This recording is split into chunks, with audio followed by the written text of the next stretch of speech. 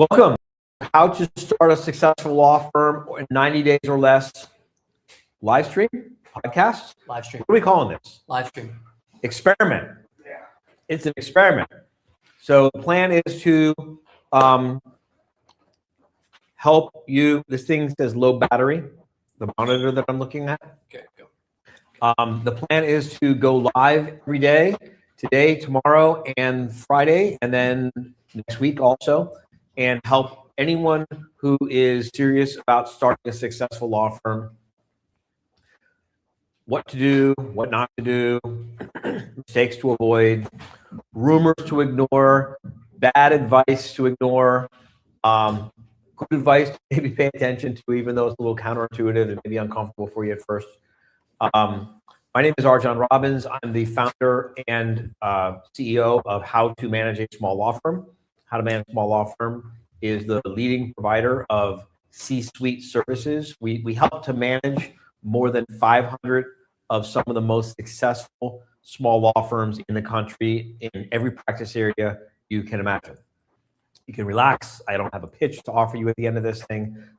We've had a waiting list for the better part of 3 years. And this is just something we're doing because how to start a successful law firm is, as you might imagine, something kind of near and dear to my heart, because I started a law firm out of law school and no one took me through step by step by step by step how to start a successful law firm. No one even told me what the definition of a successful law firm is. I was just scrambling. I was doing everything I could and following whatever snippets and pieces of advice I could get my hands on. And I'm hearing some background noise. It's okay. This is live, not perfect. I still see low battery. There's still something popping up on the screen. So anyway, as you can see, this is live. This is not pre-recorded. This is not edited. And the reason why I'm making a big thing of that, see that? Still doing that. The reason I'm making a big thing of that is so that you understand that we will be taking your questions live. You can post things in the chat. I'm still hearing myself through that camera over there. So just turn the volume down, please. Very distracting. Thank you. Yeah, so this is live. We're going to be teaching lessons. We're going to be interviewing owners of $1 million and multi-million dollar law firms in all different practice areas all over the country to get their stories so that you can maybe take some solace that you're not alone. Maybe get a little bit of motivation, get a little bit of comfort. Know that, wow, that person's story is a little bit like my story. And if they can do it, I can do it too. Believe me, if I can do this, you can do this. And this thing needs to be mirrored or not mirrored, because when I lean this way, I'm going backwards. And it's making me dizzy. All right. Behind the screen, just so you know, is Will Host, our Director of Acquisitions for How to Manage, and Justin, whose title is Justin. Marketing coordinator. We just call him the Justin. We got Brad, my personal assistant, in the room, and my co-host is none other than Tanya fucking Music. That is her name. The F does stand for that. She gets amazing things done. Tanya and I have been working together for a long time. Let's say that. Do you remember how long? November will be 9 years. I don't hear Tanya. You don't hear me? Now I do. November will be 9 years. Next year will be 9 years. All right. Yeah. So it's interesting that we're doing this from this studio, because this was actually my very first office 12 or 13 years ago, in whatever year it was, 2000. We started How to Manage a Small Law Firm in 2006 or 2007, right after we lost our home to foreclosure. Allie and I, Allie's my wife. And we built this business from home until it was about a $500,000 a year business. This thing is popping up and keeps saying something popping up on this thing that's distracting me. Can you make it stop doing that, please? Okay. This is how you know it's live and why you can feel comfortable. Look, if I could start a business and from having lost my house to foreclosure and built it into the largest provider of fractional C-suite services, helping to manage over 500 of some of the most successful law firms on the planet in practice areas, in a wide variety of practice areas from all over the country. If I could do this and have all of the shortcomings and challenges that I have as a person, I promise you can too. I like to think that I was a pretty good lawyer when I was practicing law, but I did not have a successful law firm. And the reason I did not have a successful law firm is because no one taught me about the business of running a law firm. When I was in law school, everyone told me the same things that you may have heard in law school and all the same things you may have heard from people. Just be a good lawyer and everything will just take care of itself. As if there are these magic law firm management elves that will recognize what a great lawyer you are and will know how much you care about your clients and will be able to somehow measure your dedication to your practice and then bestow upon you a marketing budget with key performance indicators that you will be able to use to determine whether your marketing vendors are fucking you over or not. As if the law firm management elves will build and engineer, will engineer and build and manage a intake system that takes prospective new clients from initial inquiry all the way into the initial consultation or sales call, as we call it. As if the magic law firm management elves will say, this is such a good lawyer, and this person cares so much about their clients, and they do such important legal work that we're just going to sprinkle magic fairy dust on them and turn them into a person who knows how to profitably, ethically, professionally, reliably walk a prospective client through a methodical, organized, logical, repeatable, learnable process to convert prospective clients into paying clients. As if the magic law firm management elves will reward you for being a good lawyer and punish everyone else who's not a good lawyer. And they'll reward you by documenting your operating systems, your operating procedures, your checklist, your templates, the infrastructure that makes the business side of the law firm work. And then the magic law firm management elves will guide you to the purple unicorn ranch where you will be able to pick up the A-plus superstar, mind reading, pre-trained, pre-educated, highly motivated, already knows your mission statement, your core vision, your values, why you do what you do, and that person will just be able to do an amazing job because they care so much too, and because they're so great, and because they can read your mind, and you won't have to interview anyone, and you won't have to onboard anyone, and you won't have to bother training anyone, and you won't have to have any kind of operating systems or procedures to train anyone on, and you won't need any key performance indicators to use to determine whether the people you hire are doing a good job or not. And then you won't ever have to have any uncomfortable conversations with them to let them know how they're doing, because the law firm management elves have rewarded you for being such a good lawyer.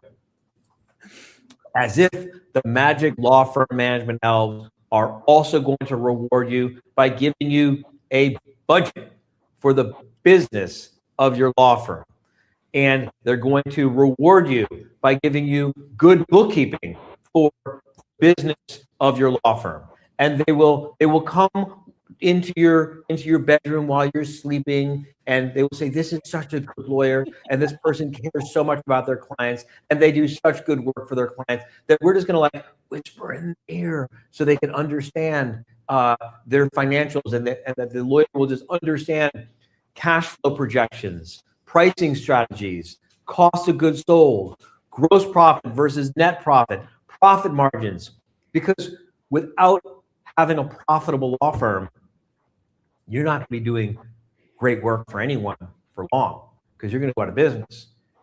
And I don't mean to be a downer here, but you got to know the reality is that tens of thousands of law firms go out of business every year.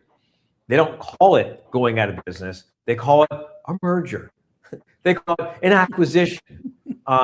They say, I've decided to join another firm. Let's face it, 99.9% of the time, what that means is I failed as an entrepreneur. And the reason why most lawyers who fail as an entrepreneur do so is because no one teaches them how to start, manage, build, and run a successful law firm. So that was me. I graduated from law school. I learned nothing in law school about the business of running a law firm. The professors in law school told me the same fairy tale about just be a good lawyer and the rest will just magically take care of itself. And I believed them. And I graduated from law school. And I took a little stint interning for a federal bankruptcy judge. And I got my bar results. The judge swore me in and then kicked me out and said, go practice law. Go do your thing. Get out of here. And I opened my own law firm, and it struggled. The law offices of R. John Robbins, that's me, struggled to get consistent, predictable, high-quality clients. I struggled to convert prospective clients into paying clients.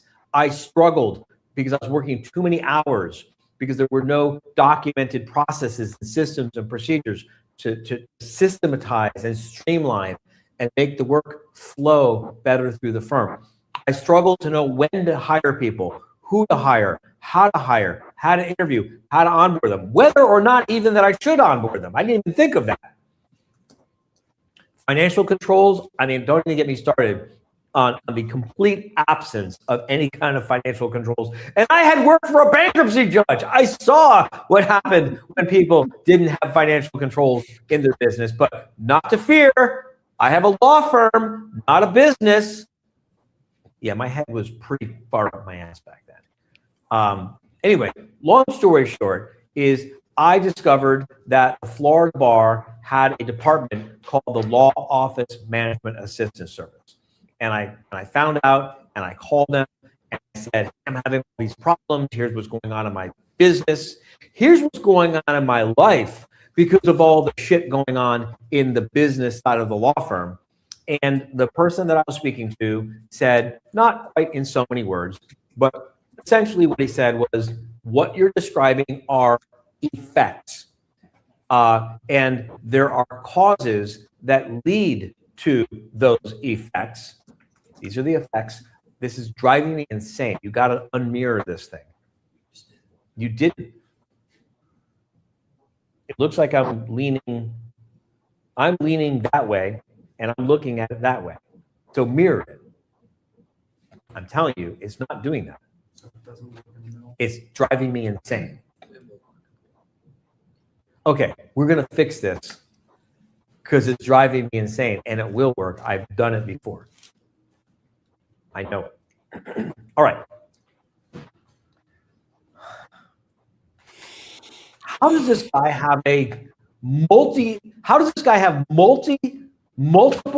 eight-figure businesses and multiple seven-figure businesses when he's just fucking crazy? How could this be? And I can't do math either, by the way. And yet, no, you cannot. I somehow managed to run a portfolio of pretty successful businesses, and we've helped thousands of lawyers to start, or sometimes they come to us, they've already got a law firm, and we now manage more than 500 of some of the most successful law firms in the country. I'm telling you, if I can do this, anyone can do this, really. Anyway, just back to the story, a little background, just so you kind of know my backstory.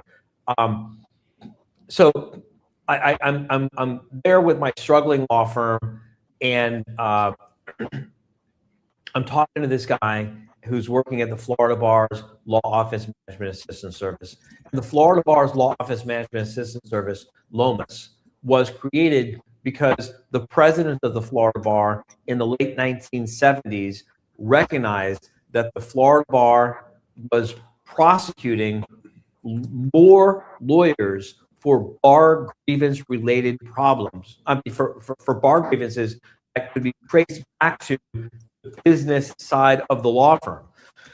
54% of the bar grievances filed nationally, and not coincidentally, 54% of the malpractice actions filed nationally be traced back to an avoidable law firm management problem. And I'm not saying that to try to scare you. I'm saying this to try to inspire you that when we get the business side of your law firm working properly, not only does it become more profitable for you financially, it becomes less stressful for you personally. It becomes more fun for you professionally.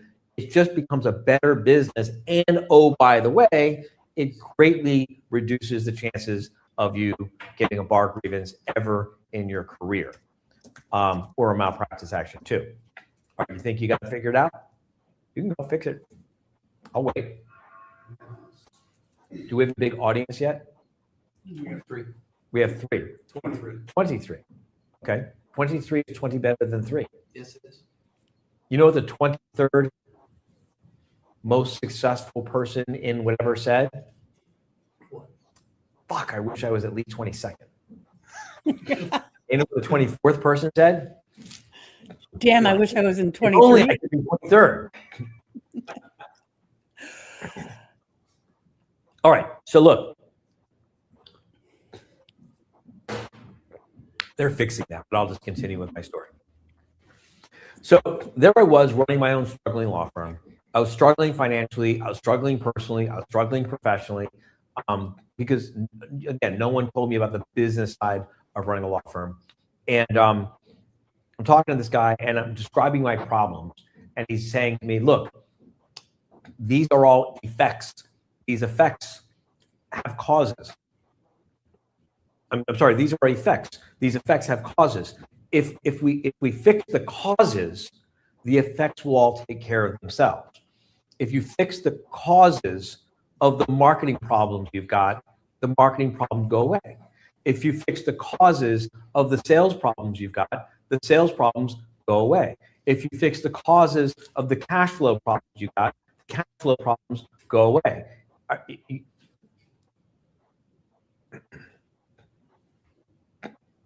I want it to go the other way. It's still doing the same thing it was doing before. Now I want it to go the other way. Okay. I swear I'm going to put you motherfuckers in front of the camera and make you try to dance looking backwards at yourself. It's going to drive you insane.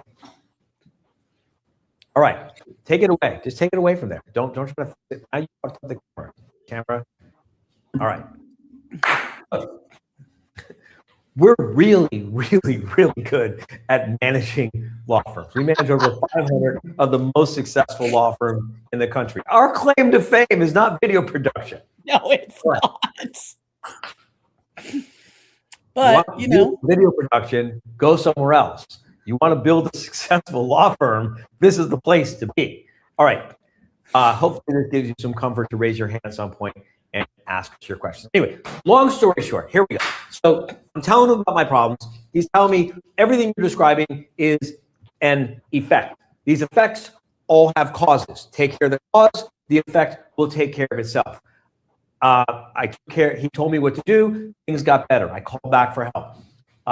He told me, here, try this next. I did it. Things got better.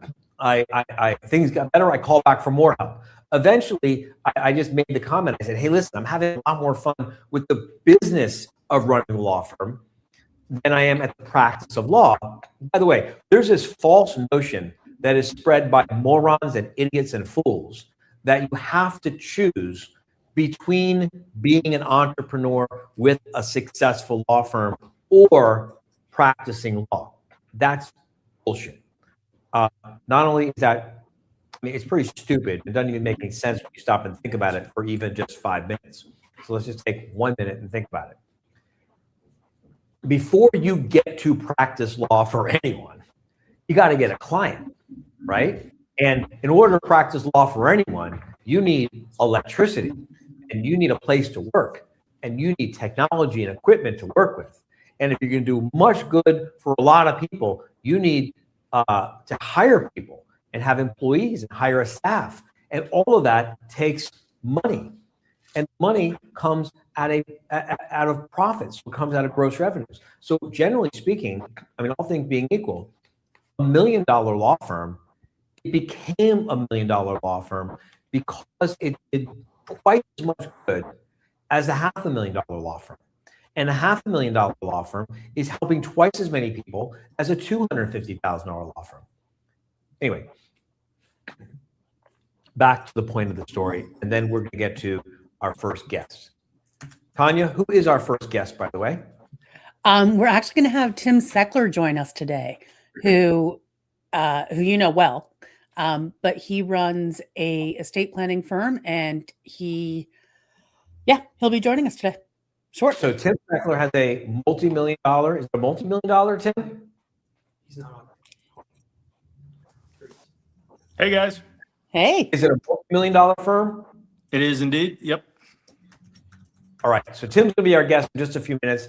And Tim built this multi-million-dollar law firm in Cranberry, Pennsylvania, which, if you know, I can't build a successful law firm because I'm not in a real big city. Cranberry is not a real big city. Beautiful city, not a big city. All right. I ended up getting recruited by the Florida bar.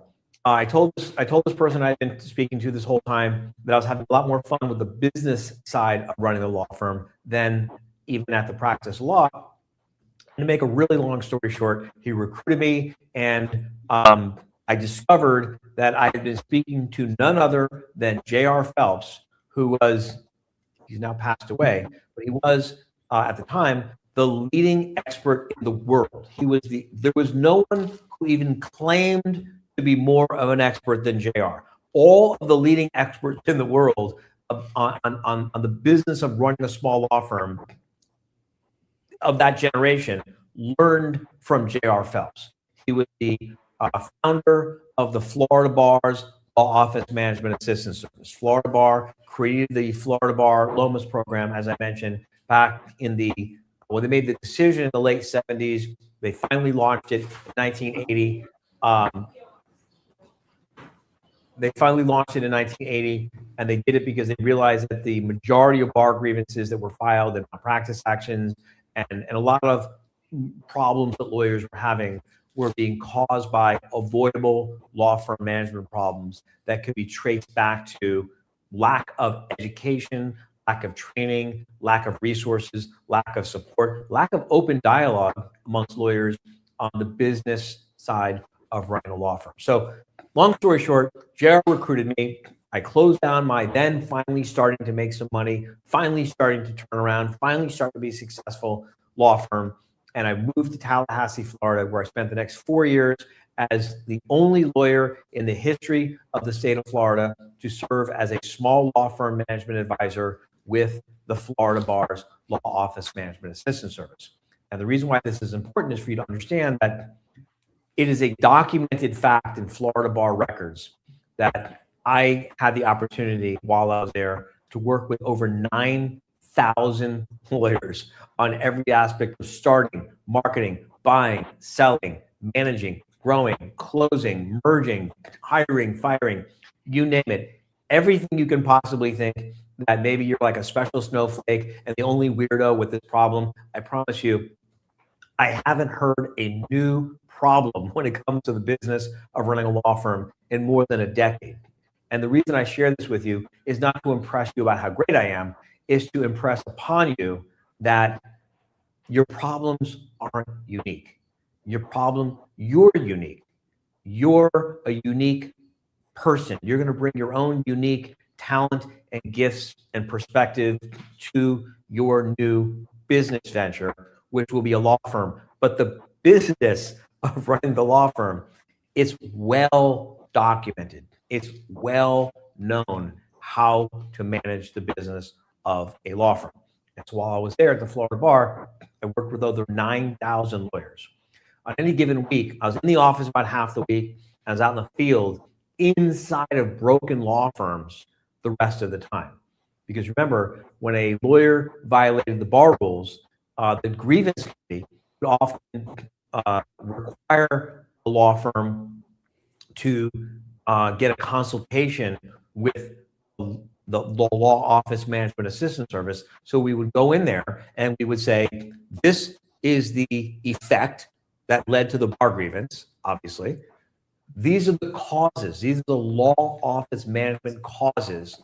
And we would tell them how to fix the causes, and they would have to implement those causes as a precondition for getting their bar license reinstated. So that's what I did for 4 years. I was on the phone for all day with lawyers, anywhere from 4 to 6 to 8 to 10 lawyers calling every day on average. Help me with how to start a law firm, help me with how to grow a law firm, help me with marketing a law firm, help me with how to sell legal services, help me figure out who to hire, when to hire, how to train them, how to onboard them, teach me how to manage the financials of my law firm. If you figure 5 a day on average, 5 days a week, that's 25 a week. I was in the office about 2 weeks out of every year doing that. That's about 50 a month. That's around 600 a year. I was there for 4 years. It's around 2,400 of these conversations that I've had over and over and over and over and over and over again. And I left the Florida Bar in 2003. And this is all I've been doing since, except for a few years when I worked with mid-sized firms. These are firms with 10, 50, 75, $100 million in revenue. That's a whole different animal. That's a fun market, but it's different. It's different than running a small law firm.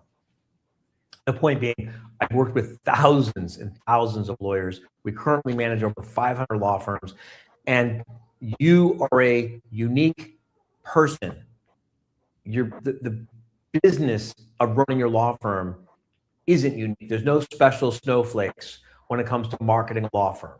There's no, you don't understand my business is different when it comes to building intake systems and systems that reliably, consistently, predictably convert prospective clients into paying clients. There's no, special, I'm different, my whole situation is different, and that's why everyone else can use this technology called a pen and paper to think through and document processes and systems and procedures.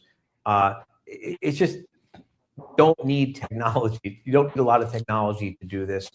It doesn't need to be complicated, which breaks the heart. I know it breaks the heart of struggling lawyers everywhere. And we have to show them just how simple it can be to run a very successful law firm. And the reason it breaks their heart is because it's like they have this emotional need for it to be complicated. Because if it's complicated, well, then that excuses me from having all the struggles that I've got. All right. Where are we on time? We are.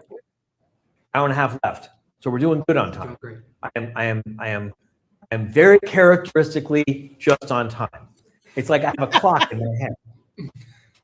All right, Tim Sackler. Hey, guys. Tanya Tim. Music. Hello. Before we go, Tim, Tanya, just briefly introduce what you do with how to manage small law firm. It's a little bit confusing with Tanya because she's been with us for 9 years and she has grown and evolved and been in so many different roles within our organization. What have been some of your favorite roles within the organization, and what do you do now? Just so the audience, hopefully they'll start typing their questions into the chat. Start typing your questions into the chat now, everyone. Hopefully they'll be raising their hand. You can start raising your hand now, everyone. and be asking us questions.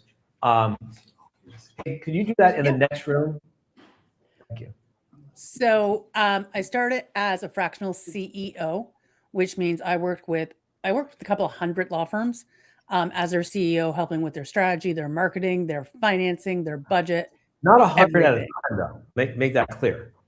No, not 100 at a time, but over my tenure, I worked with over Right. 100 as a CEO. And then I moved into working with our entire membership and just really helping them figure out where they were and where they want to go. I've done sales. I've done retention. Back I've up. done What does, for all of the lawyers who are watching this, they're watching this because they want to learn how to start a successful law firm. Or maybe they started a law firm in the last year, the cement still isn't dry, and there's still time to like fix things and correct things before they spend the next 10 years fucking it all up. And then they got to like undo it all, right? So Tanya, explain the concept. What does the CEO, what does the chief executive officer of a law firm actually do? In a big law firm, this is a full-time $150,000, $250,000, $350,000 a year position, right? Yeah. And what we do with How to Manage a Small Law Firm is we bring that caliber of professional management, and we make it accessible and available to the small law firm owner, which is why the law firms that we manage have such a huge advantage over everyone else. They grow faster, they're more profitable, it's less scary. It's a good thing. But talk a little bit more about what kind of things you did in the role of CEO, please. Yeah. Well, and specifically with small law firms, it was always figuring out. So when you're starting, a lot of times you're a solo and everyone's like, well, how can I do everything? So as the CEO, it's really helping prioritize your time to make sure you're spending time on the stuff that's important and is going to move the needle. Because if you spend all of your time just doing production, well, I promise you that won't continue because you'll have no new clients. And so we're constantly looking forward and seeing the areas where you need to be investing your time, where you prioritize. We're looking forward so you don't end up in a mistake because you aren't expecting it. All of our CEOs have run businesses and built businesses. I ran a couple before I came to How to Manage. And so it's just because we've been there and we've done it, right or wrong, we learned the right way and we're helping you see ahead. As your firm grows, we keep helping you keep that 30,000-foot vision of where do you want to go so that as you're making choices, it's aligned with that.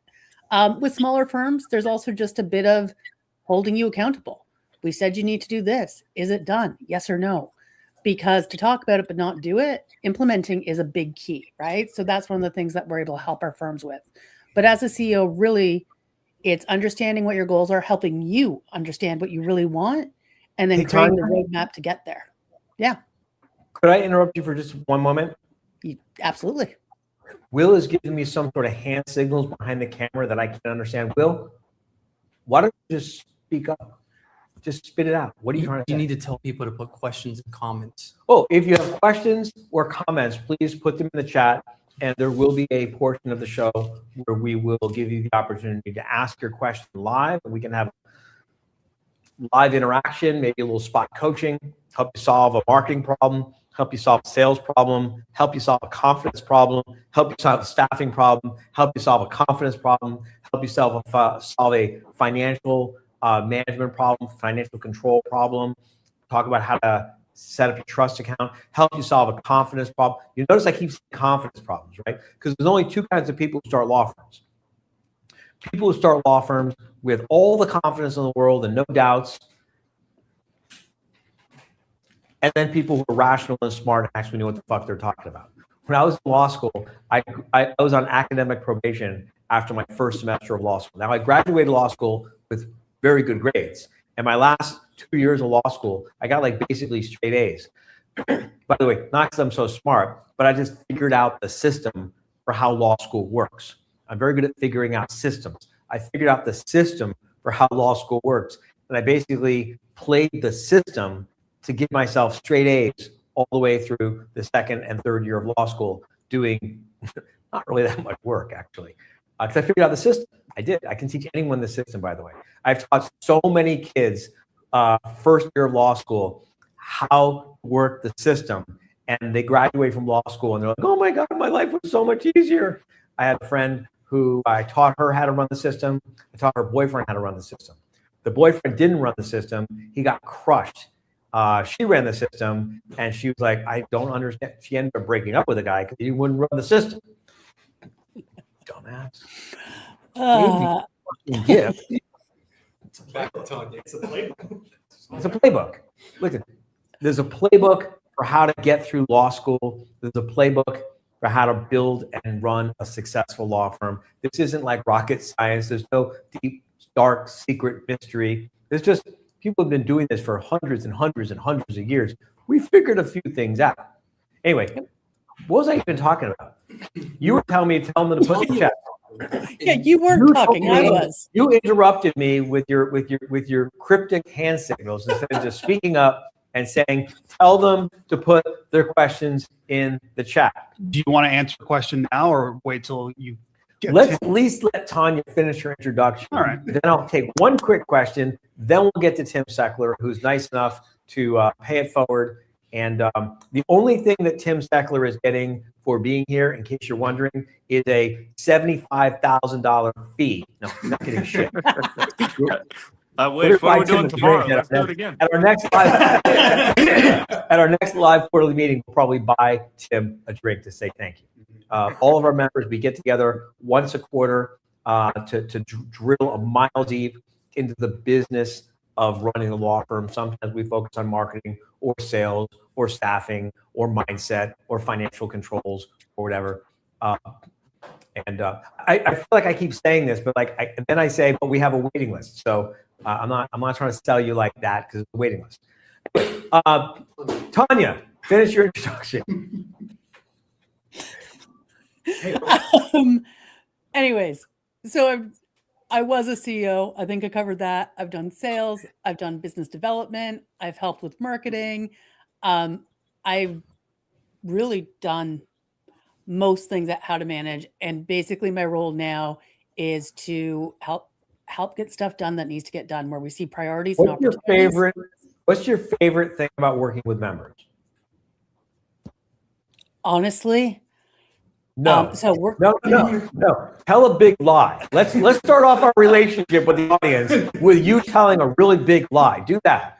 So, okay.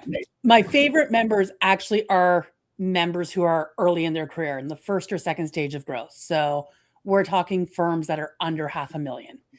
And it's seeing them, they change so quickly. And there's such small little pivots, small little changes that make such a massive difference.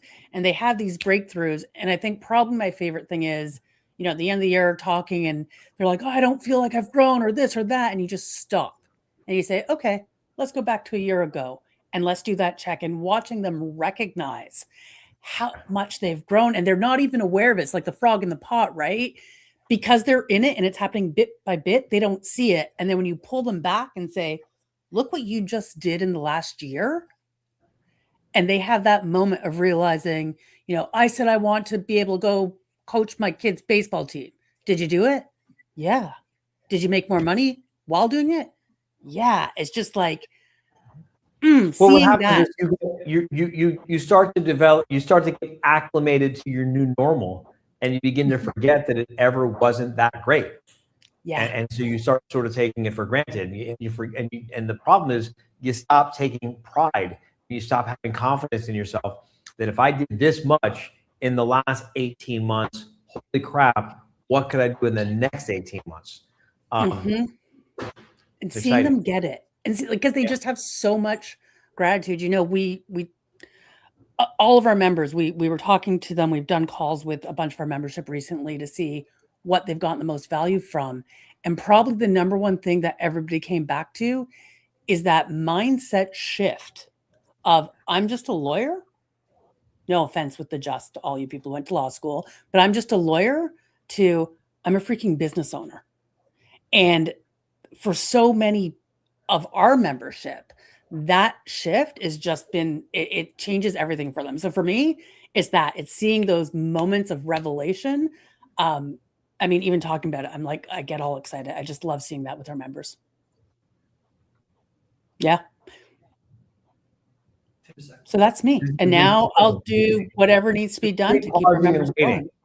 Pardon? Be pausing and waiting to see if anyone's going to ask me the question. So here's something That's not the question. oh, what's the question? The question. It's like common fucking courtesy, man. Hey, Ardon, what's your favorite Yeah. part of working with members? Oh, I'm glad you asked, Tanya. Well, My favorite kind of members to work with, I've got two. I got two favorite kinds of members.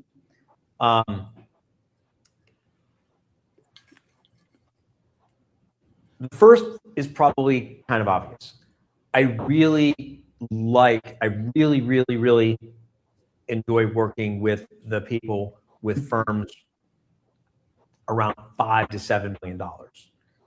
Really fun, because around $5 to $7 million in revenue, some really cool stuff starts to change. It's almost like the caterpillar turning into a butterfly. It's just the DNA starts to change. It's like an entirely new world starts to open up for them, and that's really exciting for me. And the other favorite type of law firm owner to work with, you want to guess? One that's just starting. Nope, not just the ones that are starting. I'm not going to pander to the audience. That's not true. I mean, I like working with people that help them start a law firm. Listen, I've helped. No one has helped more lawyers start successful law firms on this planet than me. This used to be the room I'm standing in. This little room that I'm standing in, I'm looking at my team behind the camera. This used to be my office, where that camera is right now, where my desk sat. I sat on that desk, I looked at that wall, I looked out that window, I pooped on that toilet, and I built this business from fucking nothing, right? And I help more lawyers start successful law firms than hundreds and hundreds and hundreds and hundreds and hundreds of lawyers that we help start. We've got recordings from 2009. Yeah. We got recordings from 2009 where I'm running groups helping people start successful law firms. But no, that's not my favorite type of lawyer to work with. Well, What about the ones breaking $1 million? The ones breaking $1 million are the worst. well, They're like the fucking teenagers of law firm owners. They're like the teenagers of law firm owners. They're freaking out. It's like they actually believe that a $900,000 law firm is like materially different than a $1 million law firm, and like they start freaking out about having $1 million law firm when it's like there's no difference. No. listen, I just want the record to reflect that when you said poop, we gained 3 viewers and 1 like. So they like that. Did it work again? These are our people. Tim's like, so. I'm here. All right, we're gonna get to Tim in a second, but can someone please try to guess? Does anyone know for real? Do you know who my other really favorite type of law firm owner is to work with? Anyone in the audience? Does anyone in the audience want to guess? Tim, can you guess? Anyone in the audience guess? You type. We will give a prize that you will like if you guess right. If you're in the audience, Someone's saying the same as Tanya's. we will take the prize away from you if you guess the same wrong answer that someone else guessed. Okay. So Anyone in the audience guessing for real? just that one. Pregnant women. You weren't expecting that, were you? No, but we've seen them at LQM. Pregnant women are the best. They take all their excuses, take all your excuses and shove them up your ass. Pregnant women are the best to work with because they got a deadline. They got a reason. It's like, I got to stop fucking around with this bullshit and make this thing work for me so I can take a real maternity leave. And while I'm on my real maternity leave, I need the marketing to keep bringing in prospective new clients. I need intake and sales to keep converting them into paying clients. I need the processes, the policies, the systems, the procedures to keep working so the business can keep going and growing while I'm on a real maternity leave. I need to get out of this place and make this law practice function like a business. I love working with them because they don't make excuses. They don't procrastinate. They're like on a mission. And then they break the 7-figure barrier. They got a $1 million law firm a couple years later, and then they walk across the stage for the hammer ceremony. Every January, we celebrate all of our members who broke the 7-figure barrier and the 8-figure barrier for the first time last year, and they just crush it because they've got such a strong, powerful motivation. It's really a beautiful thing and fun to work with them. They just get it done, get it done, get it done. And it's like, and then afterwards, they're like, holy shit, I got all that done in just 6 or 9 months. And I made a life. I could do anything. They're great to work with. All right. Tim, Yes, sir. thank you for joining us. My pleasure. Thanks for the invitation. This was fun. Would you just share a little bit about your background? First of all, where is your firm today? Let's start with that. What does your firm do? Where is your firm located? Start off to give everyone kind of the idea of what your firm's all about. Sure thing. I'm an estate planning and elder law firm in Cranberry Township, Pennsylvania, which is a northern suburb of Pittsburgh. So you could call it Pittsburgh if you're talking on a broader scale. And you know, we're breaking down even the estate planning further. We do a lot of what I would call elder law work, nursing home asset protection work, lots of trust-based estate planning and probate work. Firm is, there are 4 lawyers in the firm, not named Tim. Total staff is about 22 people. We, you know, fast growing, big goals, and trying to help a lot of people. When did you start the law firm? So this is my second. I've owned a law firm since 2011. I started the Seckler Law Firm in 2017. So this firm is about 8 years old. So you started, let me back up. What did you study in undergraduate? Finance. Okay. And then you served our country before law school or after law school? I mean, before college or after college? Yeah. So I was in the National Guard. I served a tour in Afghanistan in 2005, and then law school after that. So it was college, National Guard, law school. That's right. Okay. Then you graduated from law school. And when did you start your first law firm? Yeah, so I spent about a year kicking around in a large insurance defense firm, long enough to know that wasn't for me. And so then I started a firm. I had a business partner in 2011 and ran that one until 2017. And I sold him my interest in that one to start this one. And how successful would I'm sort of jumping ahead in terms of the definition of a successful law firm, but how successful would you say that law firm was with your partner, the first law firm? How successful was it financially? How successful was it personally? And how successful was it professionally? I think by a lot of people's standards, I think that we had reached some financial success. I certainly was making more money in that law firm than I had been working for the insurance defense firm, or would have been for years to come in that firm. That firm, I ended up exiting just because of sort of visionary conflicts with the other owner. I wanted to pivot left, he wanted to pivot right. We split on relatively friendly terms, but you know, by most people's standards, from a financial standpoint, it was doing fine, and I was enjoying, you know, what I was doing.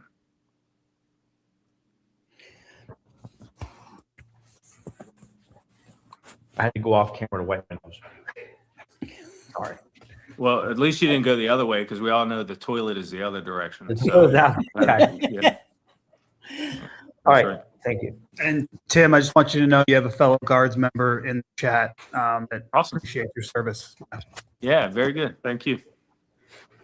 So, Can I just ask a question? Tim, you mentioned you had one firm and then you opened another. When you opened the second firm, were you able to move faster because of what you learned at the first firm? Well, yeah. I mean, we had taken some lumps and bruises like most entrepreneurs do.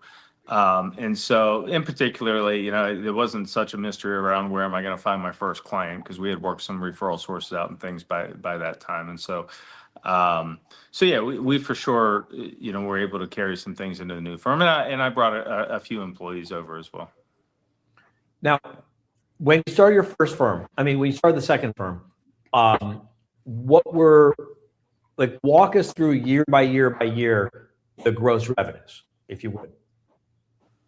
So started midway in 2017 and didn't make much money for a bit. I remember, it's funny now, we still laugh about it. My one right-hand person that was with me, we're still friendly. She doesn't work here anymore, but you know, that first month, it was like when somebody actually wrote a check for legal services, we as soon as the client was out of earshot, we all yelled out revenue. You know, we made a little bit of money. So 2017, we didn't do much. I do hold, I don't know if we've ever talked about this, Arjan, but I do own a claim to fame within the How to Manage organization, is that I think I'm the only member who has walked around across the hammer ceremony twice, having broken the $1 million barrier twice, because I did it in 2018 and we continue to have some growth through 2019. But then in 2020, I kind of had my ass handed to me. If you can tell, I'm in a conference room because I do a lot of seminars in my business. And in 2020, they pretty much put seminars out of business, you know. And so we tried to pivot to webinars and different things. But so 2020, we dipped down below $1 million. And then in 2021, when the world got its act back together, we crossed the $1 million barrier again. And so I have two hammers. And your staff didn't catch that I had already crossed. So anyway, Every time you break the 7-figure barrier on the way up, you don't get the hammer on the way down. Though. Breaking That's right. No, breaking the barrier on the way down doesn't count. You hit yourself with it on the way down. Yeah. Use the hammer that we gave you on the way up to hit yourself on the way down. Yeah. So then, you know, 2021, we came back across the $1 million barrier, and it keeps going up from there. I mean,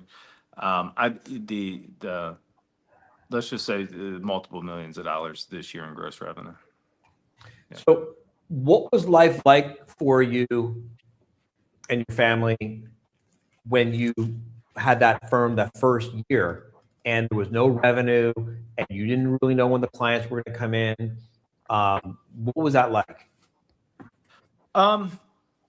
It's, you know, it's pretty scary, to be honest. I think anybody that's in a position that is trying to figure out how to make ends meet early in the thing, if they told you they weren't a bit nervous about it, I think they're full of shit. I mean, that's a nervous lifestyle early. You have to have a little bit of confidence. I noticed you said confidence about 8 times the first time through. Now, you know, you have to be able to recognize, one, that you've got to have some agency. I'm just going to figure it out.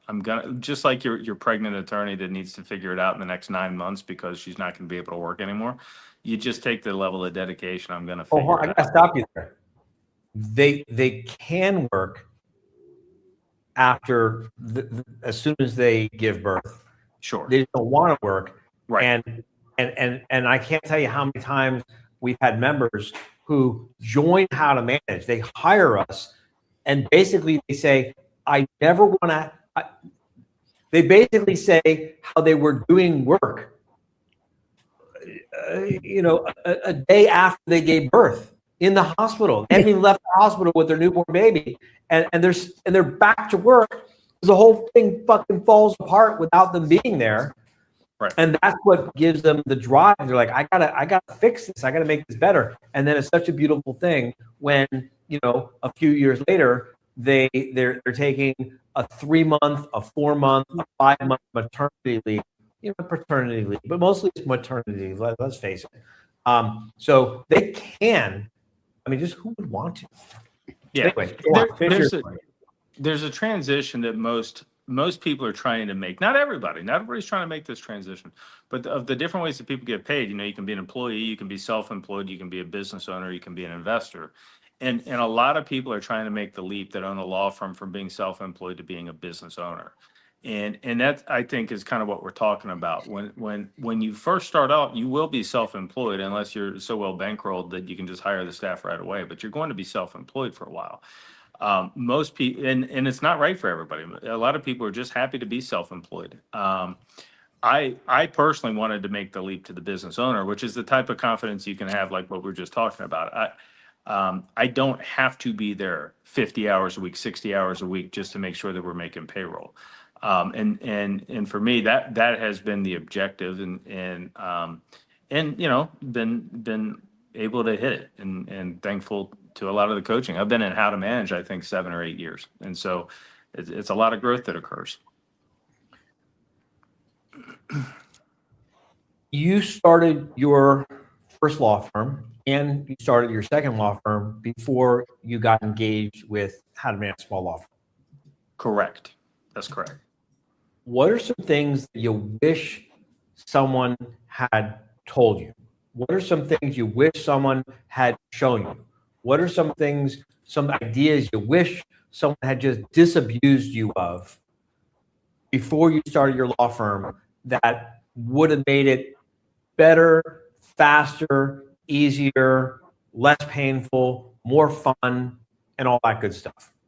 I think one of the big ones, and this comes back around to the confidence thing, is just not caring about what other people think. And I don't want to tell you I don't care about what other people think. It's always a battle. People are always trying, but I have gotten better about not caring what other people think. I don't, you know, it's not necessarily about what my law professors think, what my college buddies, my law school buddies think.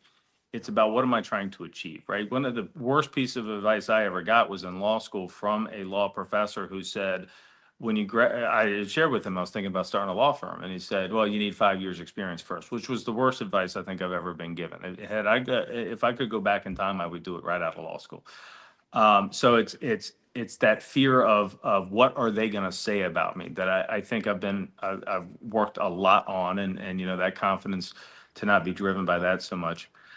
I think another thing is, Let me ask you, do you think it's a matter of not caring what people think? I mean, that would kind of make you a sociopath, right? Or is it more of like, okay, I care what people think. I'm just not going to let what they think dictate my decisions. yeah, I appreciate you clearing up the psychopath thing. I think No, that's a I'm more not accurate way to describe it.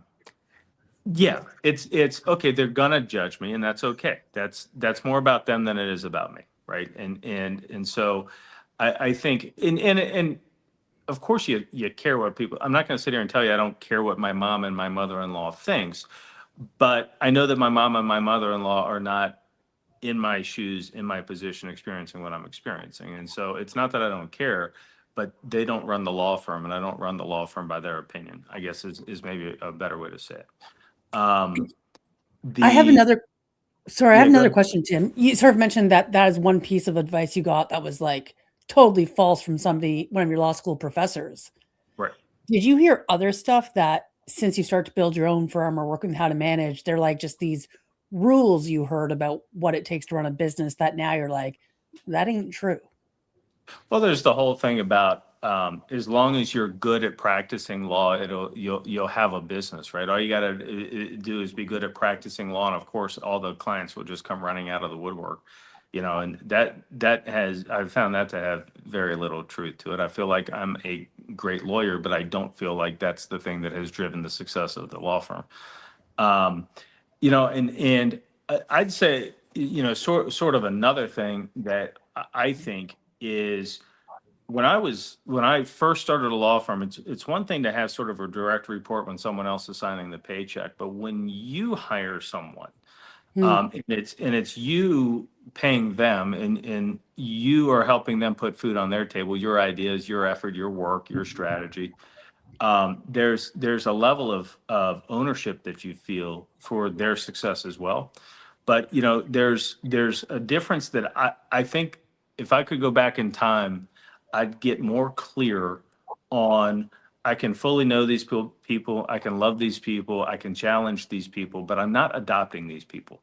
And I think that there's been times where I dodged having uncomfortable conversation because I liked the human being in front of me, and I knew their husband or I knew their kid, but they were still messing up at work. And I dodged difficult conversations, I think, early in this. And I have a mentor outside of legal field whose saying was clear is kind.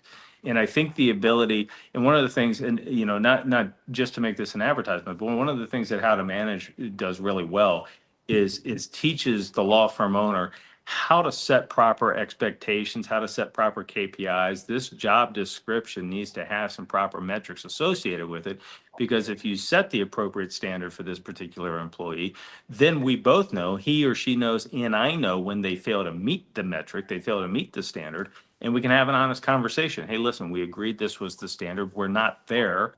What can we do to get us back on track?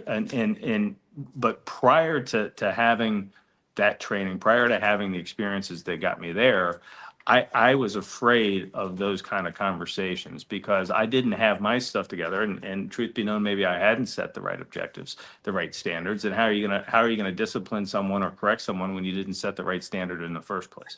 And so it's things like that. It's things about just being clear about working with your coworkers, working with your employees, and it just makes the running of the thing a lot easier. Well, even working with your clients, I would assume, and having those, like, these are the expectations, and having a tough conversation of you do have to pay or this or that, right? I mean, this is Awesome. why Thank you. this is why we talk about the business is not your baby. The law firm is not your baby. The law firm, a healthier analogy is that your law firm is your mule. Why do farmers have mules? Farmers don't have mules. Farmers don't have mules so they've got someone to love. Farmers don't have mules so they got someone to keep them company. Farmers have mules because they need the plow to be pulled. And why do you got to pull the plow? You got to pull the plow to grow the crops. And why do you care about growing any crops? You care about growing crops because you got to feed your family. And if you train the mule well, if you give the mule the care that the mule needs, the care, the training that the mule needs, and you're smart about how you plan your crops and grow your crops, you ought to be able to grow enough crops to feed your family and then take what's left over to market to generate some cash to provide other resources for your family. So, Tim, what are some of the other things you wish someone had told you before you started your law firm, that maybe when you're talking to someone and they're saying, I'm thinking about starting a law firm, you kind of sit them down and you say, make sure you do this, make sure you do that, whatever you do, don't fall for this other thing? Two things that sort of hop off to me, and they're both financial related, because financial stress ruins more businesses than anybody and results in more bar complaints and ethical issues because we got ourselves into financial struggles. And so a thing that I would get real clear on real fast is whatever it is you're offering, be it an estate plan, be it a divorce, an immigration case, whatever it is that you do, get real clear on what it costs to produce that case. What in How to Manage we call a SKU, right? What does it actually cost to produce this case? And I know, because what everybody does, and at least everybody looks at each other. These law firms all look at each other, and a divorce costs X and a DUI costs Y, and I need to charge a little bit less than the guy down the street because he's been doing it a while. And so if he's charging $5,000 for the DUI, I'll come in at $4,700 or $4,500. But then what happens is the guy up the street charging $5,000 doesn't have control of his financials. He has no idea if he's making money on the DUI. And so when setting prices, I think it's really important to understand your cost of goods. What is it actually gonna cost me to produce this? Set the price based on what it's going to cost and the margin you're looking to achieve. Don't set the price based on what everybody else is doing, because the secret is everybody else is going broke. And so you've got to understand that just because somebody has been in business 5 years, 7 years, 8 years, 10 years, doesn't mean they're hitting their financial goals. And it doesn't mean they're running their practice well. They're just in business 5 or 7 years, right? They just managed to figure out a way to not go out of business for 10 years. Or Doesn't maybe mean they're they make a married to profit. someone who's making a killing, and this is more of a hobby practice, right? But Or they it could got a be lot of credit. Yeah. They're slowly So- eroding. That's right. And so pricing strategy matters a lot, and pricing strategy can't just be what is the other guy doing. Pricing strategy has to take into account what does it actually cost me to produce this case. And then keep an eye on that. Look at it once a quarter to make sure that your costs aren't jumping up on you. The other thing, and this is more maybe marital advice, as Tanya and Arjan know, I'm married to a lovely woman named Robin. We're celebrating our 18th year. But clear communication between spouses on the finances ruins a lot, or can help prevent the ruin of a lot of family relationships too. I mean, there's a reason so many lawyers get divorced, and a lot of it seems to me to come down to lack of communication between the spouses. Hey, honey, I am stressed the hell out because we're having a terrible month. Hey, honey, I'm doing all right because look, the finances are improving this month. And just having those monthly business meetings with your spouse. I mean, if you are the owner, if you're the attorney and you're married, yes, your spouse might not technically be a business owner on this business, but they are your business partner. And I think clear communication with my spouse was something I was kind of afraid of early, especially when I wasn't making the money that I wanted to make. But I think it's critical because that's your biggest stakeholder. That's your biggest stakeholder. And you got to be able to communicate about it. Thank you. That's really good advice. You have a few minutes to see if we have any questions from anyone in the audience that they want to pose a question directly to you. I'm happy. Before you jump. Sure. Anyone in the audience want to? Yeah, actually, I was a very prescient statement you just made, Tim, because Harold Williams just asked, his spouse thinks this I is lost too audio. risky. I don't know if you guys can hear me, but I lost audio. Can you hear me? Tim, can you hear me? Tim, can you hear me? Put me on camera. Tanya, can you hear me? I can hear you, Arjan. I think it's just Tim. You think it's just Tim that can't hear us? Mm-hmm. Okay. Tim, can you hear us? Tim, can you hear us? All right, will someone text Tim and give him a heads up that we're having? And then go ahead and answer this question. All right, so am I answering this question? Yeah, I mean, the question is, my spouse, this is too risky. How do you handle that conversation? Can we talk to Harold, or we have to do it just by text? Can you Just guys by hear me? text. Yeah, now we hear you. You hear us, Tim? I got nothing. I can't hear anything. Okay. Yeah, we'll fix the sound with Tim. So Harold, don't start a law firm before. Tell you what, I'm going to log out and log back in and see what happens. See what happens here. Hang on. Okay, thank you. Harold, don't start a law firm before you have a written business plan. A written business plan that has clear financial goals. This is how much total owner benefit we're going to take out of the firm. This is how much the firm has to gross in order to achieve that total owner benefit goal. This is going to be our projected average case value. This is how I came to that projected average case value. I didn't just pull it out of my ass. This is how many cases we're going to need to process per year, open and close and get paid for, not accounts receivables, in order to hit the gross revenue target, which will give us the total owner benefit from the firm. This is the marketing plan that we're going to use to bring in that many cases. This is the intake system that we're going to follow to convert the prospective clients into a paying client. These are the financial controls we're going to use to look at every quarter, every month, and in the beginning, every week, and sometimes every day, so we can stay on top of things and make course corrections along the way to make sure we're hitting the targets. And you write this business plan using plain English. And you sit down with your spouse or significant other, and you say, "This is my plan.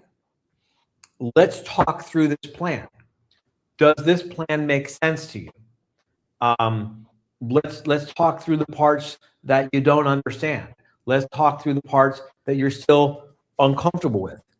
And if they're still uncomfortable with some of the parts of the plan, or they don't understand certain parts of the plan, you can share resources with them, the same resources that you used to educate yourself about how to market a law firm, the same resources that you used about how to create an intake glide path for a law firm, the same resources that you used to learn how to consistently, predictably, reliably, ethically, profitably convert a prospective client into a paying client, the same resources that you used to learn how to document processes and systems and procedures so you know how the work's going to get done in a consistent, predictable, reliable, and profitable way.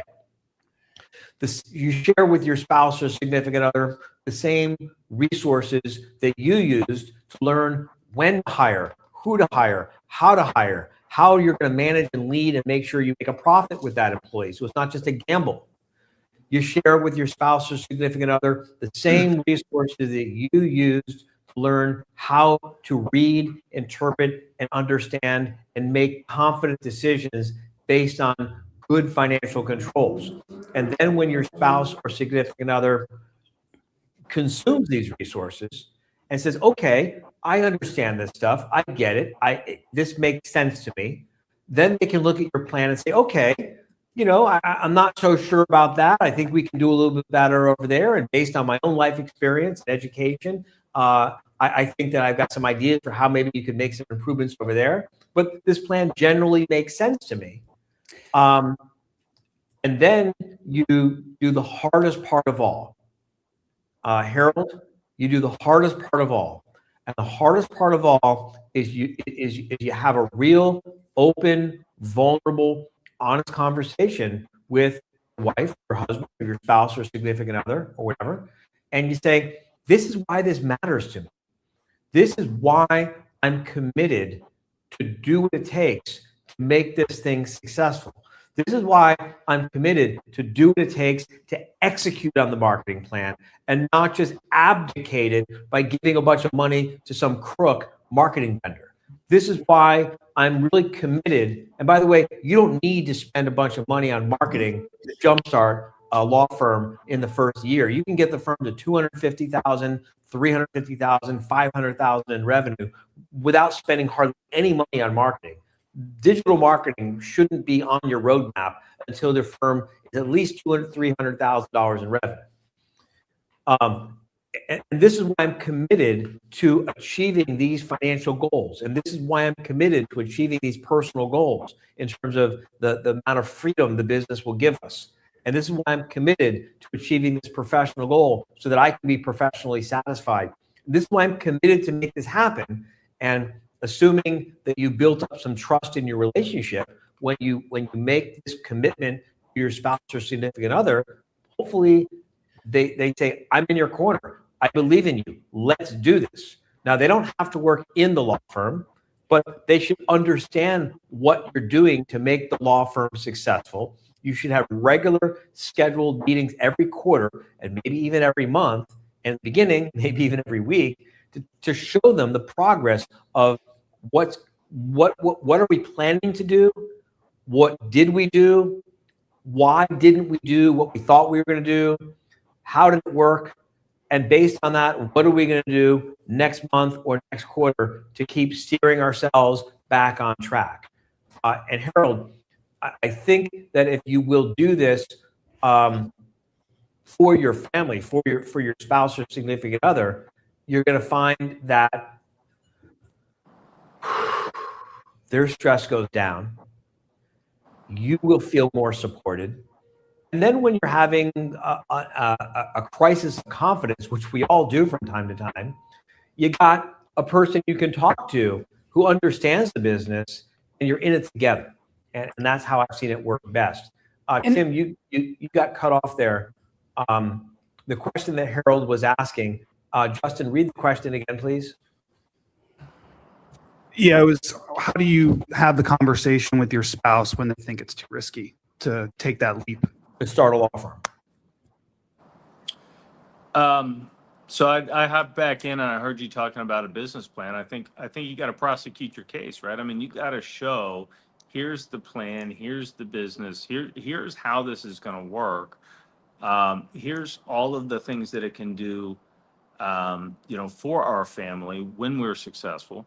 And here's the plan. I mean, if you wouldn't get in a road trip without a GPS or a map and expect that we're going to find the destination, right? So I think you need to show your significant other what the destination looks like, why we're doing this, and just have a very uncomfortable conversation, but have it. And also, it's not purely That's good. financial. I remember having a conversation with my spouse when I had come from serving in the military, and then I went to law school. And, when I look back on my service in Afghanistan, it's something that I'm proud of and I thought was meaningful work. And then when I got involved with this big insurance defense firm, I just did not, for me, find it to be meaningful work. And I was not in a good place. I was not a happy person. And part of this for me was, just being honest with my wife, like this is not going to be it. If I'm going to be the best version of myself so that I can show up for you and for our children, I need to get into a position where I'm happy with what I'm doing. And also, here is, when we execute this, here's the financial ramifications of it, so that you got to eliminate some mystery. But it's not a purely financial decision. None of these are purely financial decisions. And and here's the other thing. I don't know, Arjun, if you said this or not, but Back on. from a very practical standpoint, what's the worst that's going to happen, right? What's the worst that's going to happen? You're going to end up in a gutter? Are you going to end up sleeping under a bridge? I mean, is that actually going to happen? Or if this didn't work out, you'd simply be applying for a job with another law firm in 9 months and probably have the exact same job you have right now if you wanted it, right? I mean, what is actually the worst thing that's going to happen? Are you going to have to hurt people to get food? I doubt it, right? And so if you just get honest with yourself, we got, I don't want to date the video too much, but right now we got the astronauts that just went to space, and they look back and they showed the picture of Earth. And when you see Earth just floating out there in the vast voids of space, it occurs to me how little anything we do actually matters all that much, right? And at the end of the day, it's going to work out. You just have to have the confidence it's going to work out. And if this thing doesn't work out, here's how we're going to know if it's working, honey. Here's how we're going to know if it's not working. And let's get clear on if it's not working. Here's when I'll apply, or we'll get back and we'll have another conversation. But I had almost that exact conversation with Allie. So, my backstory I'm sharing for everyone who doesn't know. Tim, I know that you know it. We were on our way to losing our home to foreclosure. In other words, we were still living there, but we knew that we were going to be losing it to foreclosure. And Allie was understandably pretty upset and stressed out. And I said, look, we're not going to be homeless, And I kind of went through a whole list of people whose couches we could sleep on if worst came to worst, right? And I said, and if really, really bad, you're very employable. I'm very employable. We can always get a job. We're not going to be homeless. But if we don't take this shot, then we're never going to know what might have been. And today we let's just say we live quite well, and we're very, very grateful to the people who we used to be, who made that very courageous decision to give us the life we get to enjoy today. And there's a few things I want to add. One of them is you start with the goals, and that's the first conversation you're having with your spouse. What do you want? What do I want? Because it can't just be about Tim. I'm sure your goals aren't just based on you. Robin has some say in what you want to achieve through the firm, right? I would guess. It's be really clear. What do you and your spouse together want? Because if there's not a match there, you're going to have issues right away. And this business plan, don't let it freak you out. We're not talking a prospectus that you take to the bank with market research. We're talking about a plan, step 1, step 2, like Arjun outlined, right? And it's really easy. The other thing, and Arjun, I don't know if you remember when we first met in my interview, but this was a conversation we had about security. And I had shared with you that financial security in general was super important to me. And in your loving way, tore a strip off me and really challenged me to think it through, because what you were I didn't saying, tear a strip off of you. people don't make me cry I being didn't, nice. okay, hold on. I didn't tear a strip off you. You I challenged me. dismantled the bullshit story you were telling yourself. Yes. There's a But difference but I don't want people to think that I'm some asshole who goes around tearing a strip off of a person. I wasn't talking about you.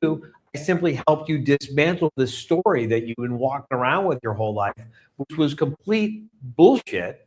And like, I don't remember yelling. I didn't scream. I didn't curse. I just piece by piece by piece by piece, we took it apart, and you got emotional when you realized how you were kind of keeping yourself in this cage that you didn't need to be in.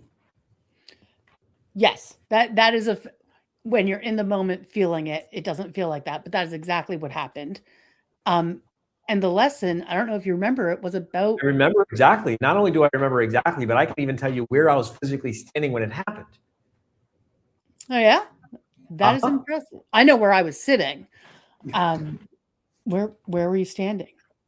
I was pacing back and forth in the family room of the house that we were living in before the house we live in now.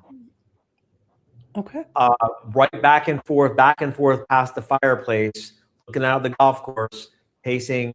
And I remember, you know, those little chairs that we used to have in front of the fireplace, little Yep. mini chairs. I was kind of like sitting in one, and then I would get up and talk. I remember exactly where I was.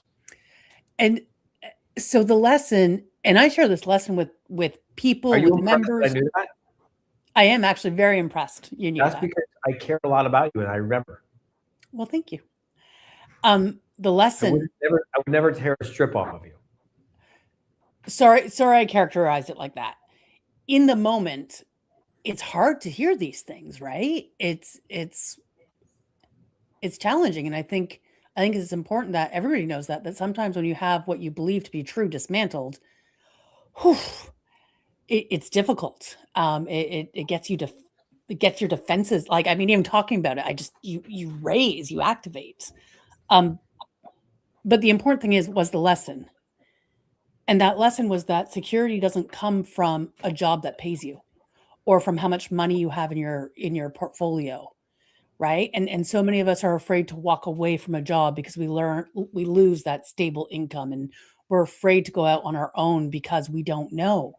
But security is about, who are you? Are you the type of person who no matter what is going to get back up and you're going to keep going? Are you the type of person who's going to make sure you're always okay?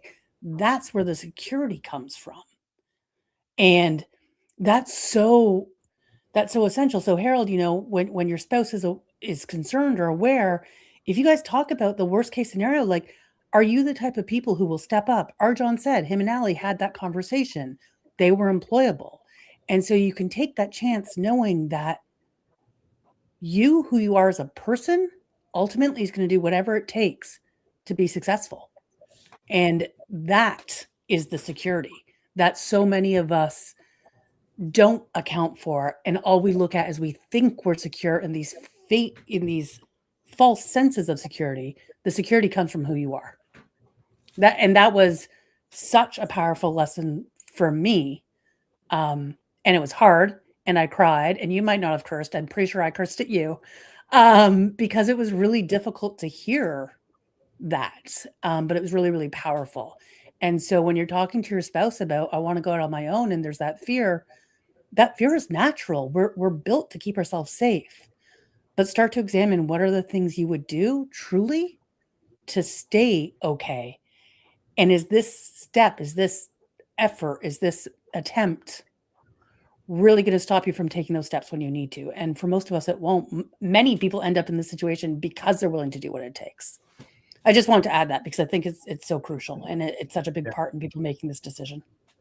Yeah, we lost him right when people were starting to ask questions. I think there's one more person who has a question for Tim. I'm getting the signal. Yeah, Tim had to jet. He said thank Tim you so had to much go. for the Okay, time. well then I'll answer the next question, and then what we're gonna do? We got how much longer? About 35 more. Because we got about 35 more minutes, so I'm gonna take one more question. But before I take the question, I just want to give everyone a heads up that as soon as I'm done with this next question, we're just going to briefly do an overview so you can see the big picture to understand the 7 main parts of every successful law firm. I've been doing this since August 24th, 1999. It's a long time. I've worked with thousands and thousands and thousands of lawyers.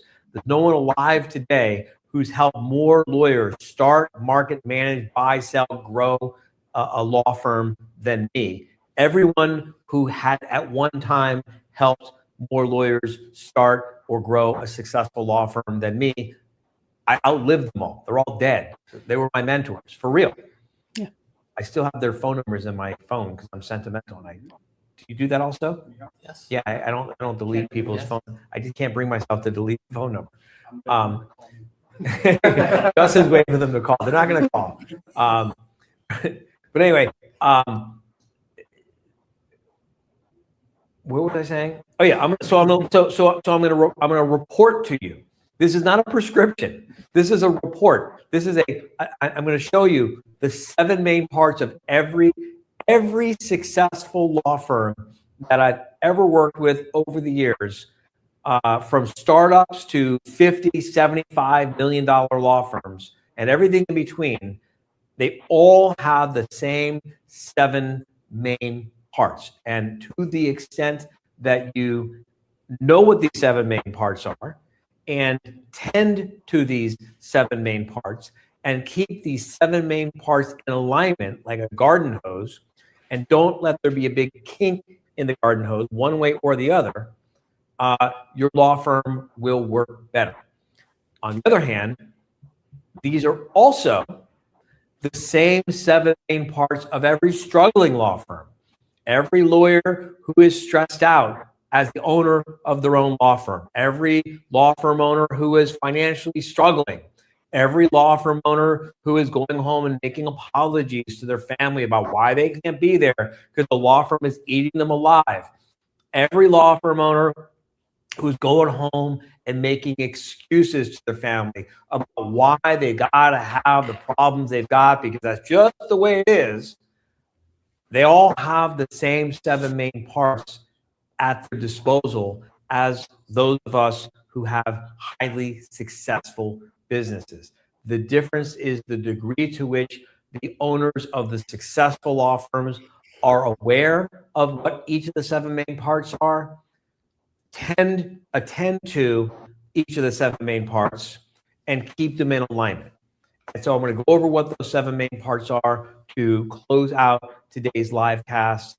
And then tomorrow we'll be back with you. And we're pretty much going to be going over 1 or 2 of each of these 7 main parts every day for the rest of the live cast. And if we have time at the end, we'll go over and I'll teach you a lesson on how to set up and manage your IOLTA client property trust account as the profit protecting tool it was meant to be for your law firm.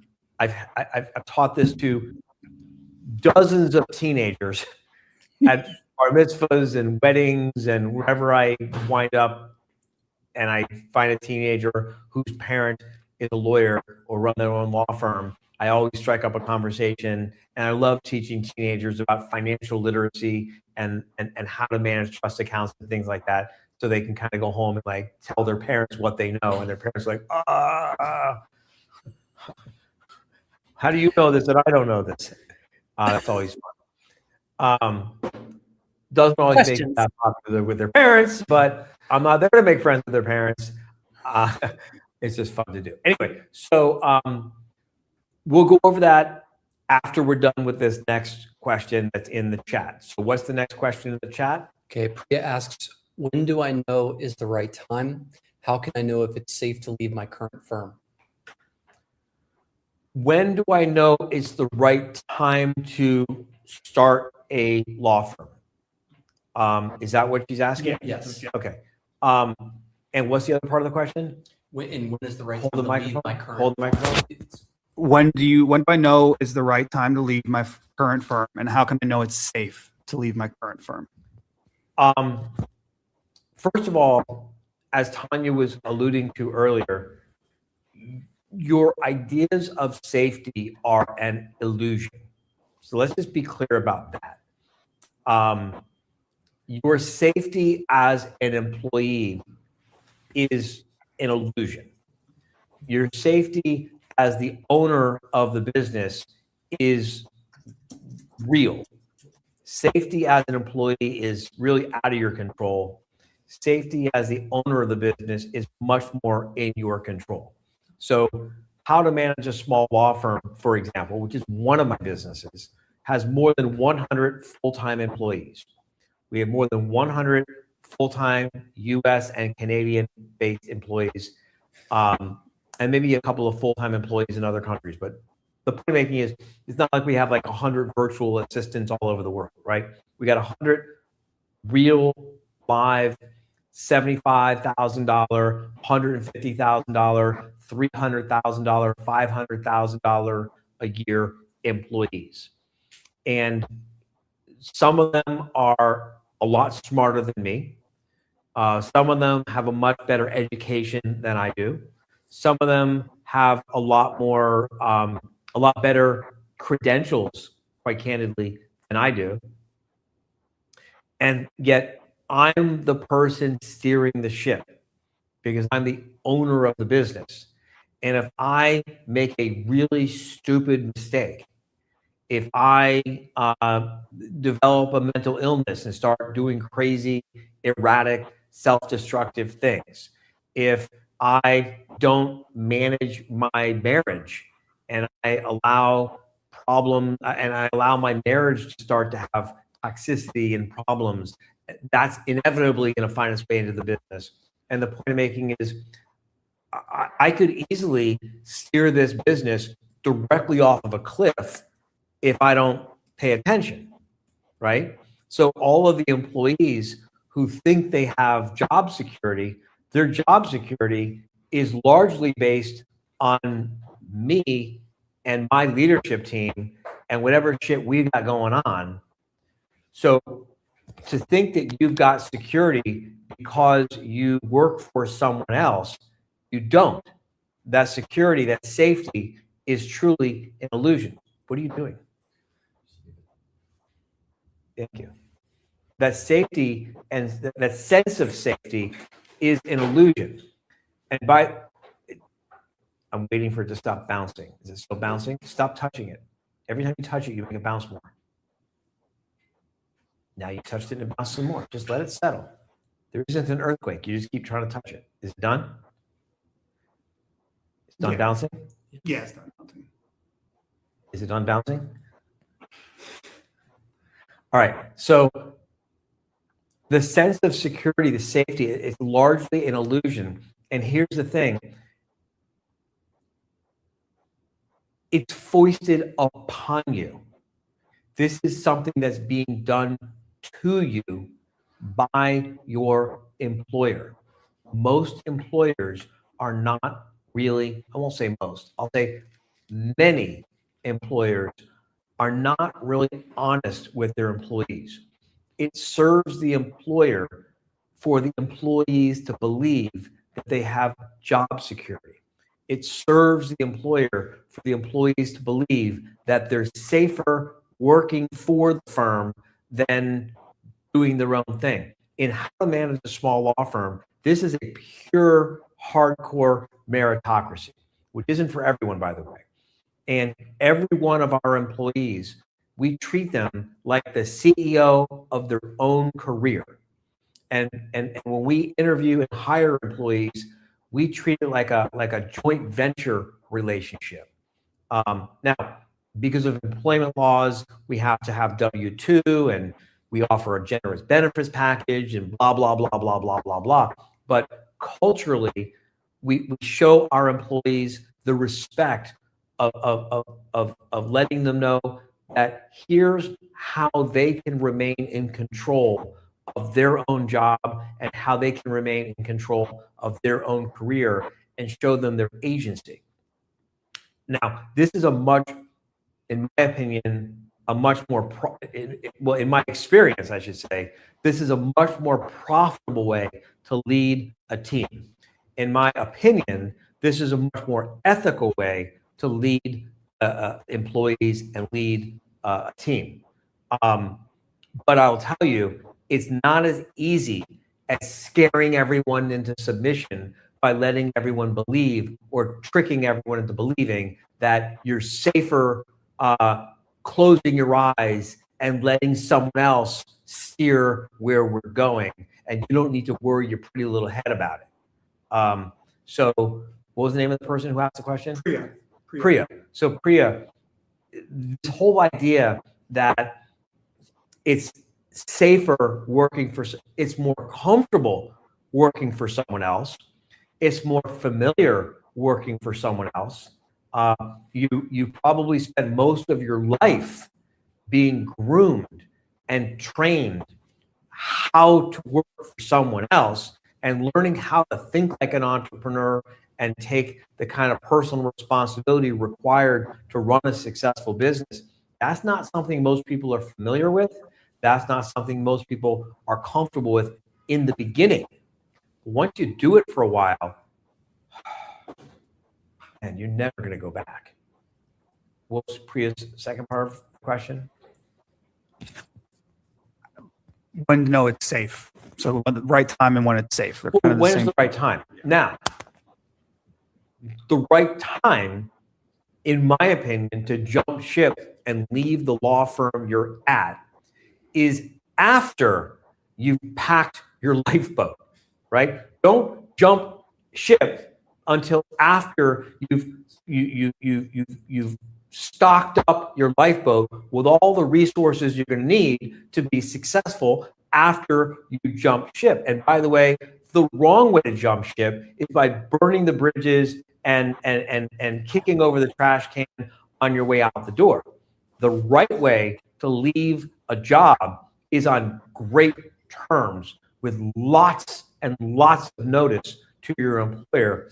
And I can't tell you how many hundreds and hundreds and hundreds of the law firms that we helped to start, they get their first big lift of new business from referrals from the law firm they're leaving because they leave on such good terms. Now, what do I mean by stocking your lifeboat? What I mean is with a business plan that you've thought through, researched, investigated, documented, talked through, and written down, with a marketing plan that has key performance indicators and a budget, with a documented prospective new client intake glide path, with training and some experience and maybe a little role play on how to convert prospective new clients into paying clients, with documented operating procedures for how all the jobs in the firm will get done, even if you're the one who's probably going to be doing all the jobs in the beginning. You document how the job is supposed to get done, and then you do the job yourself, and then you revise the documentation when you find out what's real about doing the job, so that when the time comes that you're ready to hire that first paralegal or hire that first associate or hire that first non-attorney salesperson or whatever, you've done the job and you've got documented procedures so you can hire the person to do the job right and set them up for success with proper job descriptions and procedures and training. The time to jump ship with your lifeboat being completely stocked up is with proper financial controls in place, with proper key performance indicators. So when you've got clarity on your financial goals, and you've got clarity on your personal goals, and you've got clarity on your professional goals, and you've got a written business plan that makes sense, that any reasonably intelligent teenager can read and understand, and that business plan addresses the marketing, it addresses the sales, it addresses the staffing issues, it addresses the operating systems, the processes, the policies, the systems, the procedures, the checklists, the templates. The business plan addresses the physical plant needs of the firm, and the business plan addresses the financial controls of the law firm, And most of all, the business plan addresses your goals and why your goals matter enough to you that you're going to be willing to take all your excuses and shove them up your ass and not settle for a bunch of bullshit from yourself. And you're just going to execute the plan, execute. When you've got that in place, well, first of all, it's not so scary to start your own firm when you've got that in place. And if you put all that in place and you realize, okay, this is still not the right time to open my own firm, at least when you stay in the job you're staying for a good reason and not just because of fear. Because fear is no way for a human being to live. Tanya, you want to add something to that?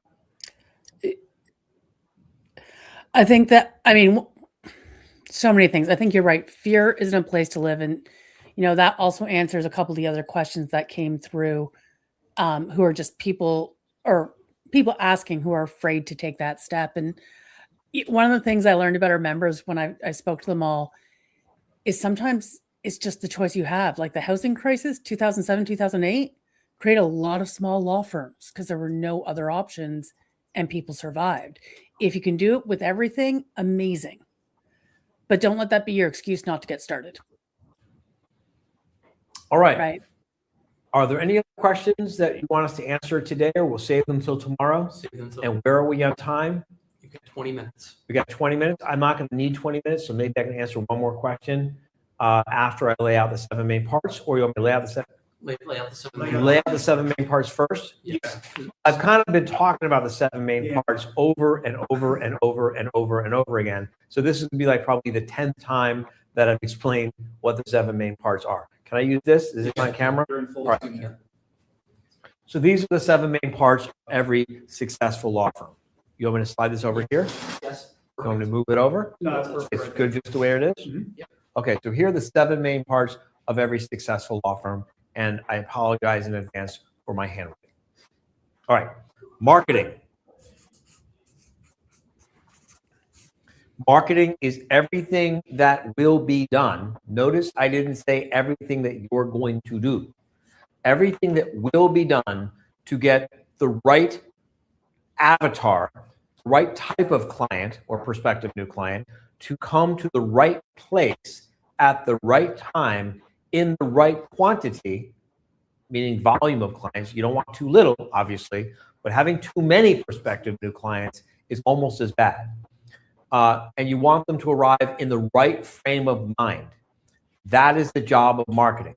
The other job of marketing, and this is often overlooked, is to protect you and protect your staff when you have staff from the wrong kinds of clients. So marketing is the first main part of every successful law firm.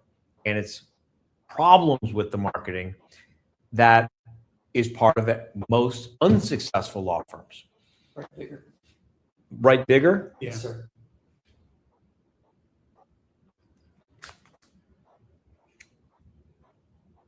And then I'm not going to be able to go in a straight line. No. Here, I'll do it this way. That better? Yeah.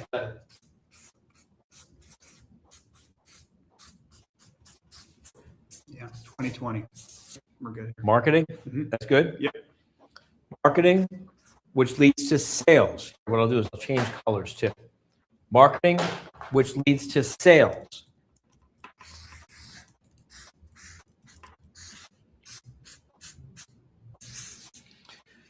Sales is very, very simple.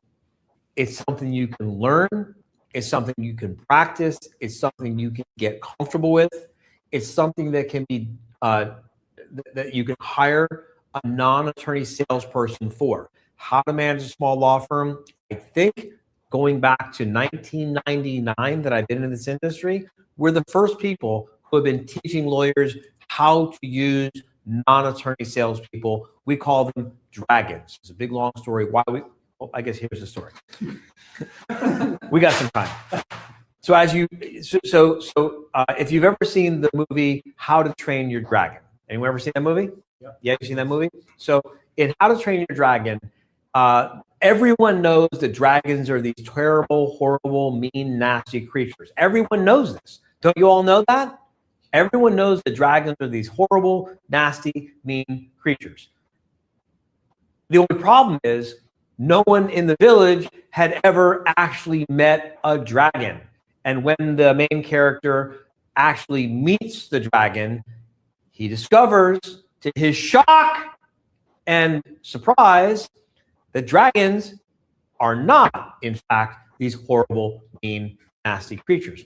The point is, the majority of small law firm owners think that the idea of a non-attorney salesperson is like, that's not possible. You need a law. No. See, remember, I worked with mid-sized law firms for a number of years.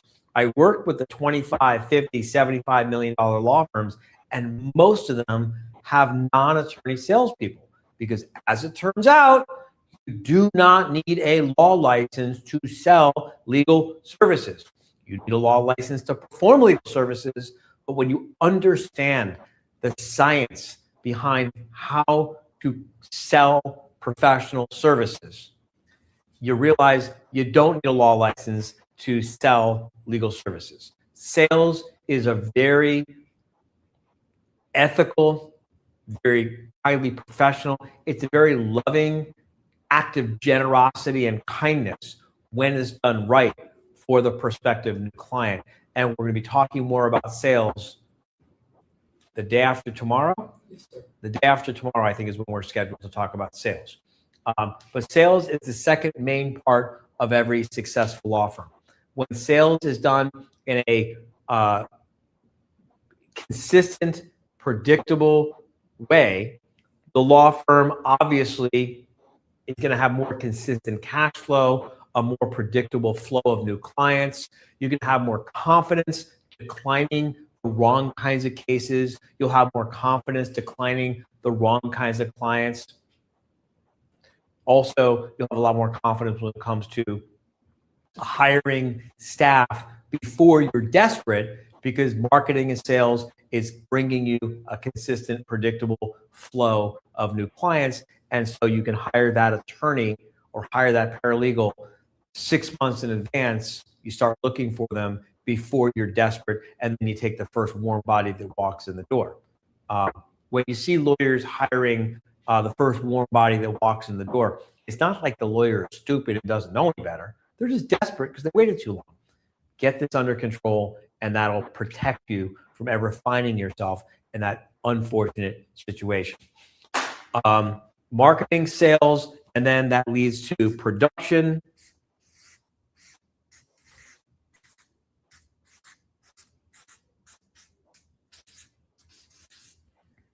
Production.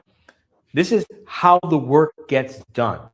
These are the processes, the systems, the procedures, the checklists, the templates, the samples, the recipes. This is how the work will get done in a consistent, predictable, dependable way by someone who's not living inside your head. You get it out of your head into documented, written policies and procedures, or even video policies and procedures. This is how you're able to hire great people. This is how you're able to hire good people and get them to work at a great level. This is how you hire great people and then get them to work like superstars. The superstars, the A players, they will come and interview your firm, and they will ask you about your documented procedures. And you look at them like, huh? Right? The superstars don't want to work from that environment. They're not going to be set up for success. They know that, and they're going to run. When you bring in someone for an interview and they're not asking you about your systems and your procedures and the documentation, when they're not asking you about what kind of onboarding plan they're going to have, when they're not asking you about their key performance indicators that you're going to use to track their performance, when they're not asking you about those kinds of things, heads up, you're not talking to a superstar. The superstars, they want to know that you've got your shit together with documented procedures. This is the key to how you step away from the firm for 30 days with emergency access only. And while you're gone, the marketing keeps working while you're gone because you've got documented procedures for how the marketing is supposed to get done. The sales keeps converting prospective new clients into paying clients because you've got documented procedures for how the sales process is supposed to be done. The work, the legal work keeps getting produced because you've got documented procedures for how it's supposed to be done and to what standards with what key performance indicators and so on and so forth. So marketing, sales, production, which leads to people. Is that big enough? It says people, right? I don't care if they're sitting in Argentina or if they're sitting in the Philippines or if they're sitting in Colombia or if they're sitting in Mexico or they're sitting on fucking Mars or if they're sitting in the office right next door to you. You got human beings working with you. And yes, AI is great. And we love AI and we use AI. AI is terrific. By the way, I'm not AI, I'm a real person. But we love AI. We use AI in some of them. We have an AI think tank that is just blow your mind. But at least for today and the very likely foreseeable future, which basically means probably most of our practical careers, there's still going to be people getting things done. Systems run businesses, people run systems. AI is not a replacement for people with a brain. AI is a tool that people with a brain use to do more work, more efficiently, and better. Which brings us to, change colors. Physical plant. I'm just going to say plant. And I mean physical plant, right? The desks, the chairs, the computers, the software, the intellectual property, the prompts. It's all part of the physical plant. It goes on the balance sheet as assets of the firm. You got to make sure that the physical plant is aligned with the needs of the firm. You got to make sure that the physical plant supports the needs of the firm. If you've got superstar amazing people and they've got shitty tools to work with, they're not going to perform at their best. They're going to quit. They're going to be frustrated. If you're a superstar and you don't have good tools and good resources and a safe, clean, comfortable, ergonomically good place to work from where you feel good and you think the most clearly, if you're constantly frustrated because your technology is out of date, if you're constantly annoyed and frustrated because you're having to reinvent the wheel, adding to your cognitive load, having to think things through because you don't have documented processes and systems and procedures. If your physical plant is weak, it's going to be the weak link in the chain of your law firm. And I've seen this overlooked because it's so unsexy. I know it. I get it. Physical plant and production is like, it's just not exciting. But it's the foundation that leads to the business working and producing all kinds of really amazing results for you. So the marketing, the sales, so marketing leads to sales, sales leads to the need for production. Production is done by people using tools and resources. 1, 2, 3, 4, 5, which leads to number 6. I'm going to go back to this color. Sorry. Go back to black. Which is financial controls and metrics.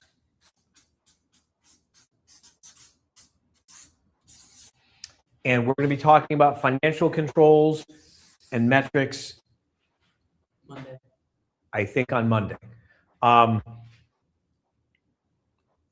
You don't have to have an MBA to be extremely smart about reading, interpreting, understanding, and being empowered by a good set of financials.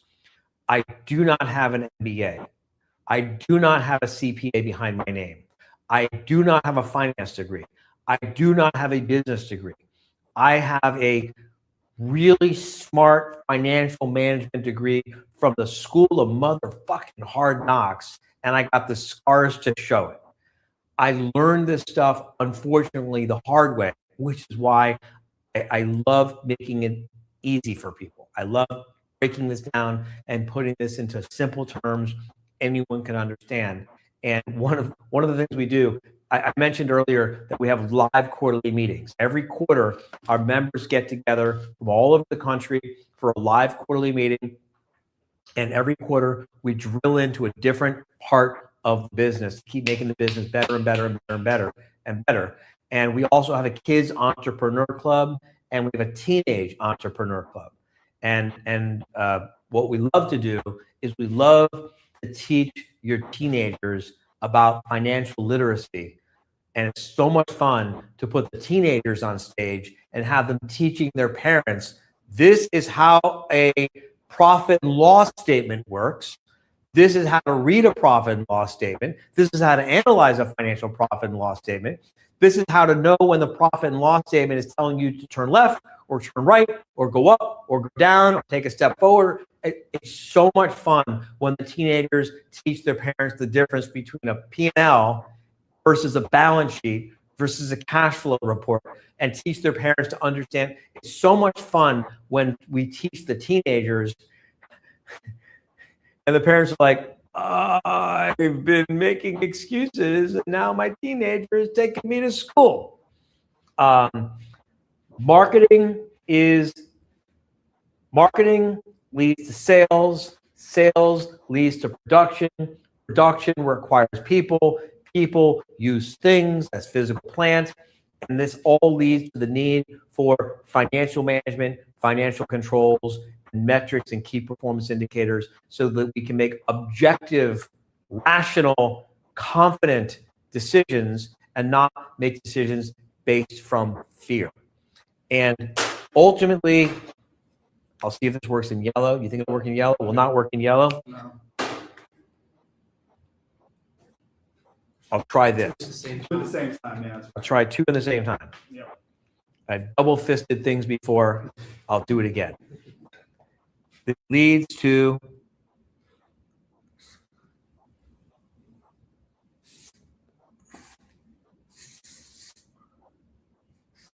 you. Beautiful. That's up. Beautiful. Yeah. Picasso. Beautiful. We'll auction this off to charity for Charity Land. Yes. Someone wants to buy this, I'll sign it, we'll date it, and we'll give the money to charity. Mhm. Wouldn't that be cool if someone did? Anyway, Please put your bids in the chat. so it all leads to you, right? All of this is meant to serve you. Your law firm is supposed to serve you financially. Your law firm is supposed to serve you personally. Your law firm is supposed to serve you professionally. Now, before you start thinking, well, but it's a profession, it's not a business. It's both. The job of the lawyer is a profession. The business of a law firm is a business. The business of the law firm is what produces the income and the profits and the financial tools and resources that allows the law firm to do the marketing that brings the clients there in the first place. The business of the law firm is what produces the revenue that allows you to hire and train amazing staff. The business of the law firm is what pays for all of the tools and technology and resources that you need to practice law in today's modern world. You know, maybe there was a time when a lawyer could go out and like pluck a feather out of a turkey or something, and that's all they needed with a candle. But still, I mean, someone had to buy the candle. You need financial. Law firms generate gross revenue by delivering value to clients. The more value your law firm delivers to clients, the more gross revenue your law firm is going to have. If you want to have a law firm that grosses more, has a higher top line gross revenue number, build a law firm that can serve more clients. Profit is a function of how efficiently all of this works.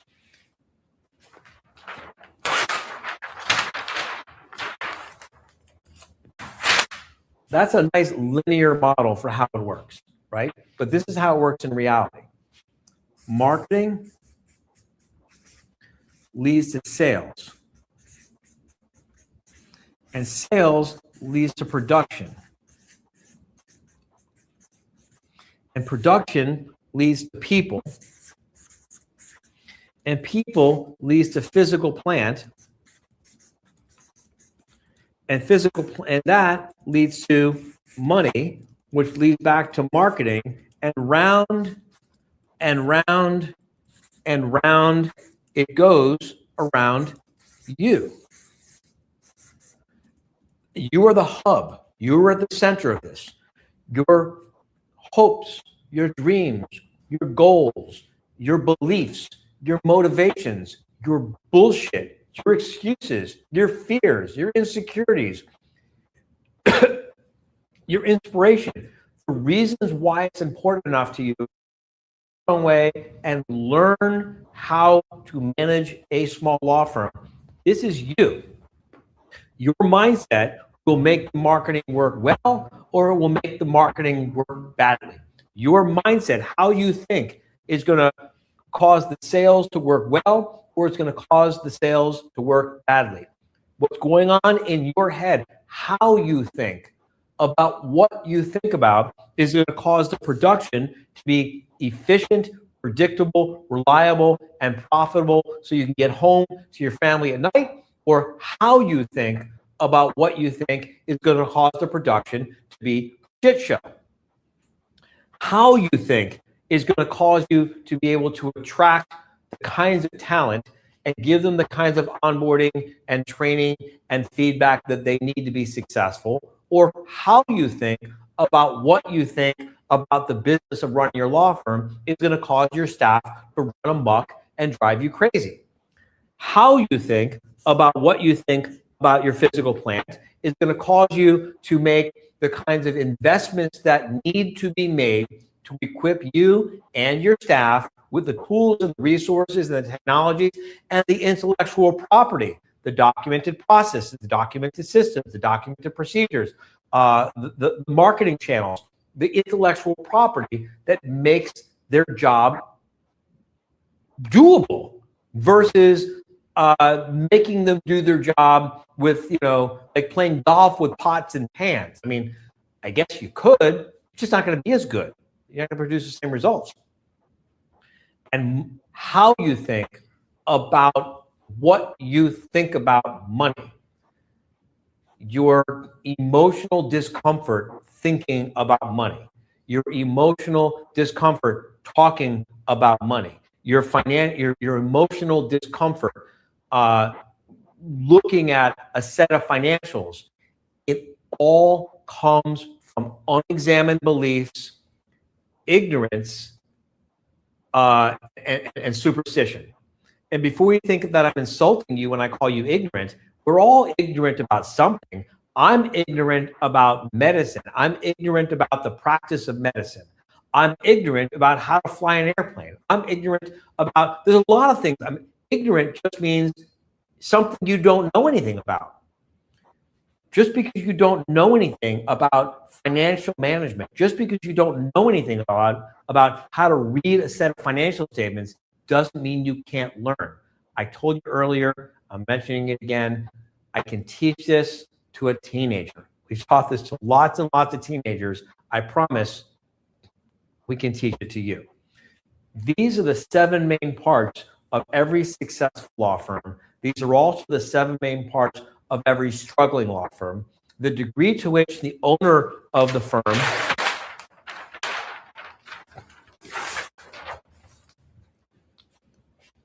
I know you want me to make these bigger, but I'm just going to do it this way. Marketing leads to sales. Is that big enough? Yes. Which leads to production, which leads to people, which leads to plant, which leads to financial controls. If this is all in alignment, it flows. But imagine you are lucky enough to just be naturally gifted and blessed as a brilliant marketer. And you bring in a ton of prospective new clients. But your sales process is dog shit. What are you going to do? You're going to waste a lot of time and energy and money on marketing, and you're going to piss off a lot of prospective new clients because they're not going to have a good experience with sales. Or let's say you get the marketing and the sales working beautifully, but your production is a shit show.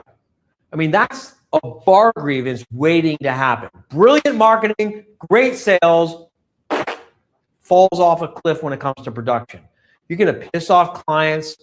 You're going to ruin the potential for referral sources. You're going to ruin the potential for repeat business. You're going to damage your professional reputation. I'm not even saying you will get a bar grievance, but it's just not going to be good. So you got to make sure it's on alignment. Let's say you've got kick-ass marketing because you went and hired the best marketing vendor in the world, who was the only marketing vendor in the world who told you the truth, because most of them are fucking liars. And you hire a marketing vendor, not all of them are fucking liars. There's a few that are not, but most of them are really fucking liars. Bad part. You look at what they're doing to market their own marketing agency, and you compare that to what they're trying to sell you, and you're like, what? Let's say you do amazing marketing, and let's say you do amazing sales, and let's say you've got amazing processes and systems and procedures in place. Well, you might as well file divorce now, because you're never going to see your family again unless you hire great people and onboard them and train them and lead them and communicate with them. Okay. So let's say you do amazing marketing, which leads to great sales, and you got great processes and policies and systems and procedures in place, and you hire terrific people, or even you just hire really good people, but because you gave them great onboarding and great training and great procedures, they do amazing work. But your physical plant is like a bunch of sticks that you rub together to make fire. I mean, they're all going to quit. All your employees are going to quit. You're going to be miserable. Your clients are going to be disappointed and pissed off. Your family is going to be really disappointed when the whole thing falls apart. Okay. So you went to this live stream, and because of this one single live stream, you've seen the light. Good. And you got your marketing together, and you got your sales together, and you got your people together, and you got your physical plan together, and you got your procedures together, but you don't have any financial controls. I mean,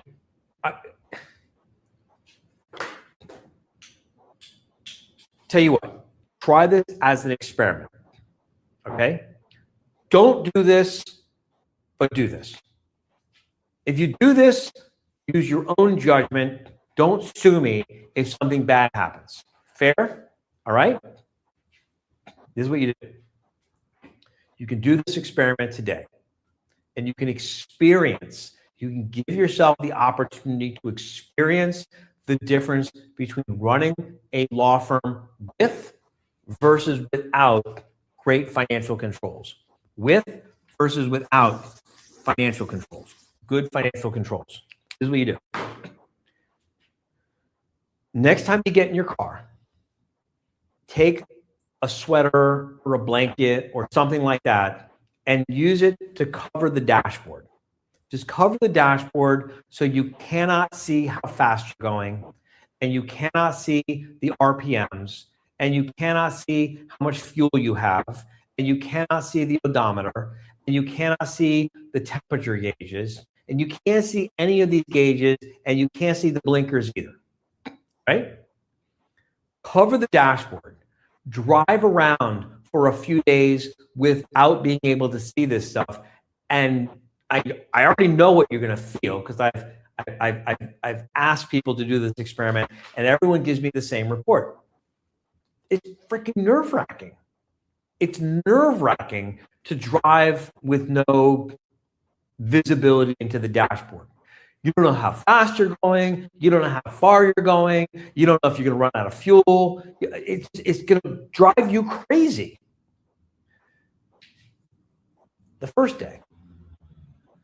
The second day, it won't drive you so crazy. It's just going to be a little bit disconcerting.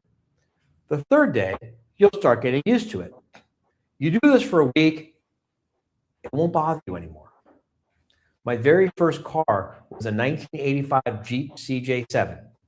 Had a big round thing in the dashboard, and I knew how fast I was going, and that's it. The fuel gauge was a rough approximation of how much fuel there may or may not have been left in the tank. And the temperature was like, you might be having a problem, you might not be having a problem. That's all I knew about this thing, right? But I got used to driving it. That's just all I knew. I didn't know any better. And then I started driving a car with like actual gauges. Like, this is what it's like to know whether or not I'm going to run out of fuel. Try this experiment. Put the blanket or a sweater or something over your dashboard so you can't see your gauges. And it's going to be nerve-wracking at first. And then you'll get used to it. And then after a week, you'll be completely used to it. And then after you get used to it, when you realize you've gotten used to it, take the blanket off the dashboard and you're going to feel your body relax. You're literally going to, your cortisone levels will go down. Your anxiety will go down. Your confidence will go up. You will feel completely different. I promise you. Try this out. Don't just intellectualize it. Go and test it out for yourself. You'll see you'll feel better. Now, what's this got to do with financial controls? Well, right now, you're driving. Most lawyers are driving their law firm with no speedometer. They don't know how fast they're going. No fuel gauge. They don't know how much fuel they got in the tank. They don't know if they're about to overheat. They don't know if the oil pressure is about to blow a gasket. They don't know how far they're going. They don't know how far they don't know what's going on. And the only reason that they're not completely and utterly crazed by this is because they've accepted it as normal. They've adjusted themselves to this way of living. And they don't even have any idea how much better it could be. But try this experiment. See what it's like. And then when you decide to start your own law firm, you can decide, do I want to start a law firm with financial literacy and put basic financial controls in place?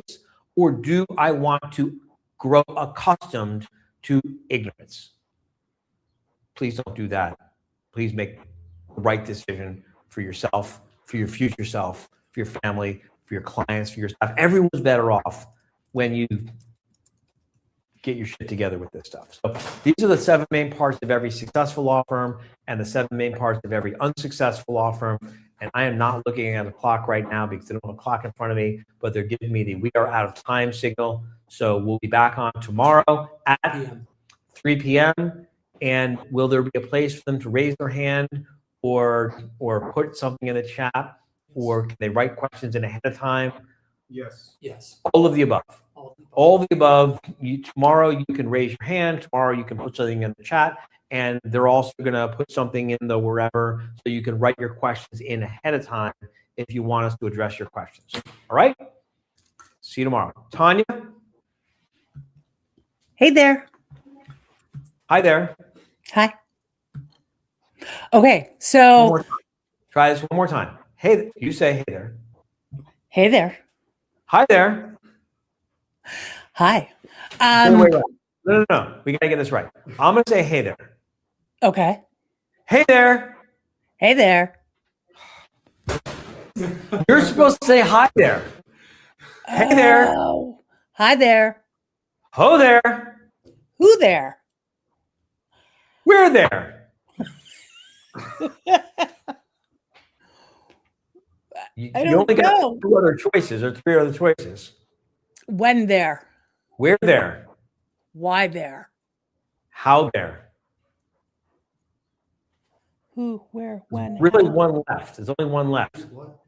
What there? All right. You're- We're out. Oh, Thank what you. there? See you tomorrow.